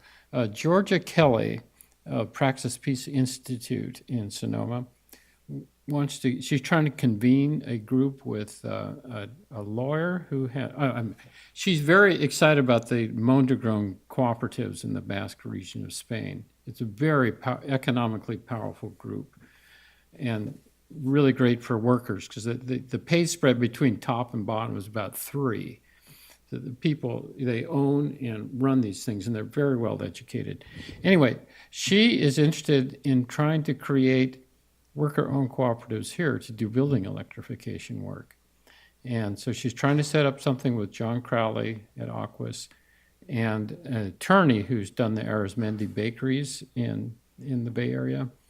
So anyway, if you're interested, I'll get the word out on that. I think it could be pretty interesting because that's a huge employment opportunity. And to do it with people who can be trained and anyway. That's it. Great, thank you, Ned. Let's see, Anne, did you have any? Just minor. I started attending the county's Land and Water Committee meetings, and they're pretty good meetings, very well attended. I think there's maybe a lot of really great focus on maintaining biodiversity in the face of climate change in the county, and a lot of focus on ag lands. I did feel like there was kind of adaptation being left out of the discussion and the mix. And I don't know, I know you guys are on the building committee, but I don't know if there's a way to elevate that discussion. I'm not sure who's addressing communities in the county that are going to have flooding issues, that have extreme heat issues, that need urban forests. Like, if that's not done in the Land and Water Committee, where's it going to get done? So I was raising that issue, but it didn't really seem like the adaptation conversation was that lively or resonated that well. And I feel like we haven't attended to it much in the last year or so. Rightly, I think we prioritized mitigation actions. I think that was concerted and wise decision, but I would like to start to surface the adaptation issues again. John was talking about sea level rise. It's obviously a huge issue for our community. It's in the urban chat here that we need to make some decisions about it before it's affecting people's properties significantly rather than after. So I'd like to see us start to kind of really start to carve out, especially since we're seeing a lot more wins on electrification, and carve out more time for this adaptation conversation, and specifically to equity-based concerns, so that we're ahead of folks that might be suffering in the future on extreme heat and other issues in our community. Great, thank you, Anne. And that's one reason I'm really glad you're active on that committee now. And that was a great segue to, did everybody else do their updates? I think so, right? Okay, so I had a few, actually mine was mainly to just remind anybody who might be listening, other than ourselves, that those RCPA Climate Initiative meetings are going on. And in fact, the Buildings Committee met last night, and one of the things we talked about was some of those measures and the fact that there is a certain amount of overlap. There are 3 committees, buildings, transportation, and then land and water together. Ned's not leaving us. He needs to move around a bit. So, any overlaps that relate to buildings or habitation, Anne, feel free to, transmit to Panama and me and make sure. But we did, for example, talk about protections for workers in extreme heat, and also building adaptations that are responsive to extreme weather events, wildfire smoke. Some of those types of issues do show up on our lists, flooding. So, Okay. But make sure that we're not missing any. So, by all means, and I'm sure I can also share our lists with you. Yeah. So we can make sure that I think we're just going to need some help kind of elevating that issue, because, who's helping? Right. If the county doesn't do that for non-incorporated areas, how's it going to get done? Right. And then can I add on to my comment? Yeah, please do. Forgot something. So I've been in touch with the relief effort, and just heard today from Wendy Jacobs that a big federal grant's coming through on urban forestry, and that we need a plan to get the grant, and we'd have to have a plan by the end of the year, so that really elevates kind of their letter and also the Urban Chat letter. And I just want to reiterate that the same thing's going to happen with sea level rise and stormwater systems. We're going to start to see these large urban grant programs become available. If we don't have a plan, we're not going to get the money. So. If I just add what. Oh, yeah, you okay, said. go ahead, because I have some it's all tied together. Just to add on the relief, the relief group has also applied and about to, in the next couple of days, the schools grant. There's two separate grants, one for greening schools and one for greening up urban environment. And they're already submitting like over a $3 million grant proposal for schools. And this would be an equivalent type grant. So we're not talking about tens of thousands of dollars, we're talking about millions of dollars in this very large grant for citywide changes that might be happening for actually doing work.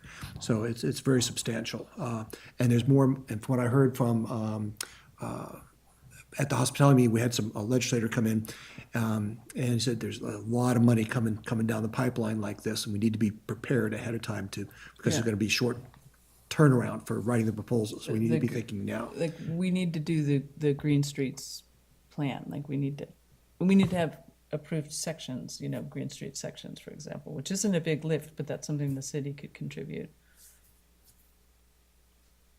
That might be something to take to the new Urban Chat Committee that's forming on the SDAT, since that's exactly, square in the middle of those recommendations. The green corridors was, I thought, right on. Yeah, and the cross sections. In that proposal and addressing heat centers, major heat islands and streets. So anyway, I hope we can kind of agendize some of that conversation, and maybe we could get someone who is a little more, has more expertise on those grant monies to come give a presentation, kind of let us know what it's going to be looking like in the next couple of years. That would make sense. So, I have one more comment in there. I'm not sure if Rhiannon's going to talk. I'm not sure if Rhiannon's going to be talking about this when she gives her report, but the city council did approve something on over a $400,000 consultant contract in order to evaluate our infrastructure, our electrical infrastructure for putting in charge stations. So that was one of the last meetings that we had. And the part of that is master planning, and part of that is working with PG&E to come up with a master plan for the entire city for future electrification, because the amount of electrification that we're now talking about is way beyond what's current capacity. So there needs to be lots of discussions that we may want to actually contribute and work and really move on the capacity. Will we have capacity, and how to get the capacity for the goals? Which is, when I talk to the PG&E rep, it's like, well, they will respond as soon as we do put in applications, we will respond. We will make it happen. But we need to look at the actual practicality of that type of statement. And so hopefully Rhiannon can tell us a little bit more about that when she gives her report. okay, thank you, John. And so I'm going to circle back to my RCPA Climate Initiative item, and that's just to let people know that the Buildings Committee meets on second Wednesdays from 7 to 8:30. We certainly welcome more participation. Likewise, the Transportation Committee meets on last Thursdays of each month from 4:30 to 6, and then Land and Water meets the third Wednesday of each month from 4:30 to 6. And those meetings, you can sign up for those meetings on the RCPA website, rcpa.ca.gov. There's a section called What We Do, under which you would find the Climate Protection Initiative. So if anybody is interested in participating in those meetings, you're not necessarily committing to be on a committee. The meetings are open to all at any time. And that is pretty much all I had for this evening. So I believe, Rhiannon, it is over to you for staff comment.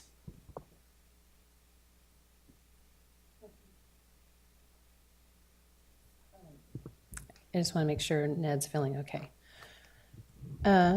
So we had the kickoff meeting for the EV charging infrastructure master plan yesterday with consultants. The meeting was focused on the overview of the scope of the project, and then also introductions to facility representatives that we'll be working with. Next steps will include gathering data for each facility, which will be followed by site assessments. For the citywide electrification initiative, we are now starting to track in Intergov, which is our permitting system. We're now starting to track any permit request that is a replacement of a gas appliance for an electrical appliance. And we also have added to the webpage a informational banner so that when you go to the webpage, there is information letting residents know that there are rebates and incentives, and it links to Zero Home and the switch is on. There is going to be a resource expo. Cool Petaluma is partnering with the city of Petaluma to host another resource expo. It's going to be on May 22nd at 5 p.m. at the community center. Zero Home will be present providing demos of the program. Each Cool Petaluma pillar will be represented, but there will be a section for electrification specifically. Bus shelter artwork for the student mural contest is going to be installed in the next few weeks. I've been saying that for a long time. It's taking longer to do the printing than initially anticipated, and every time that I ask for an update, I'm told in a few weeks. I believe I may have already reported on this, but all the necessary documentation has been delivered to the county for the joint fueling services contract. Both legal teams on both sides have created an MOU agreement for the process, which we may be able to use for future partnerships, but that RFP should be, if it's not already concluded, it should be opening and being concluded at some point, and that will help us fully switch over to renewable diesel. Petaluma, the city of Petaluma has recently purchased Yuba e-bikes to do a pilot program to add e-bikes to our fleet. I believe we purchased 6 of them, and so we're waiting for delivery of those e-bikes. And that is it for all of my updates. Great. Sounds like some good news. And thanks, everybody, for your contributions tonight. And we are adjourned. Bang. Fantastic. Oh, gaveling. How fun is that? It was so funny, though. I was looking at this from the angle I was looking at. It looks like the Cooper. Is it a chicken? I think it's a chicken. Yeah, of course, it's a chicken.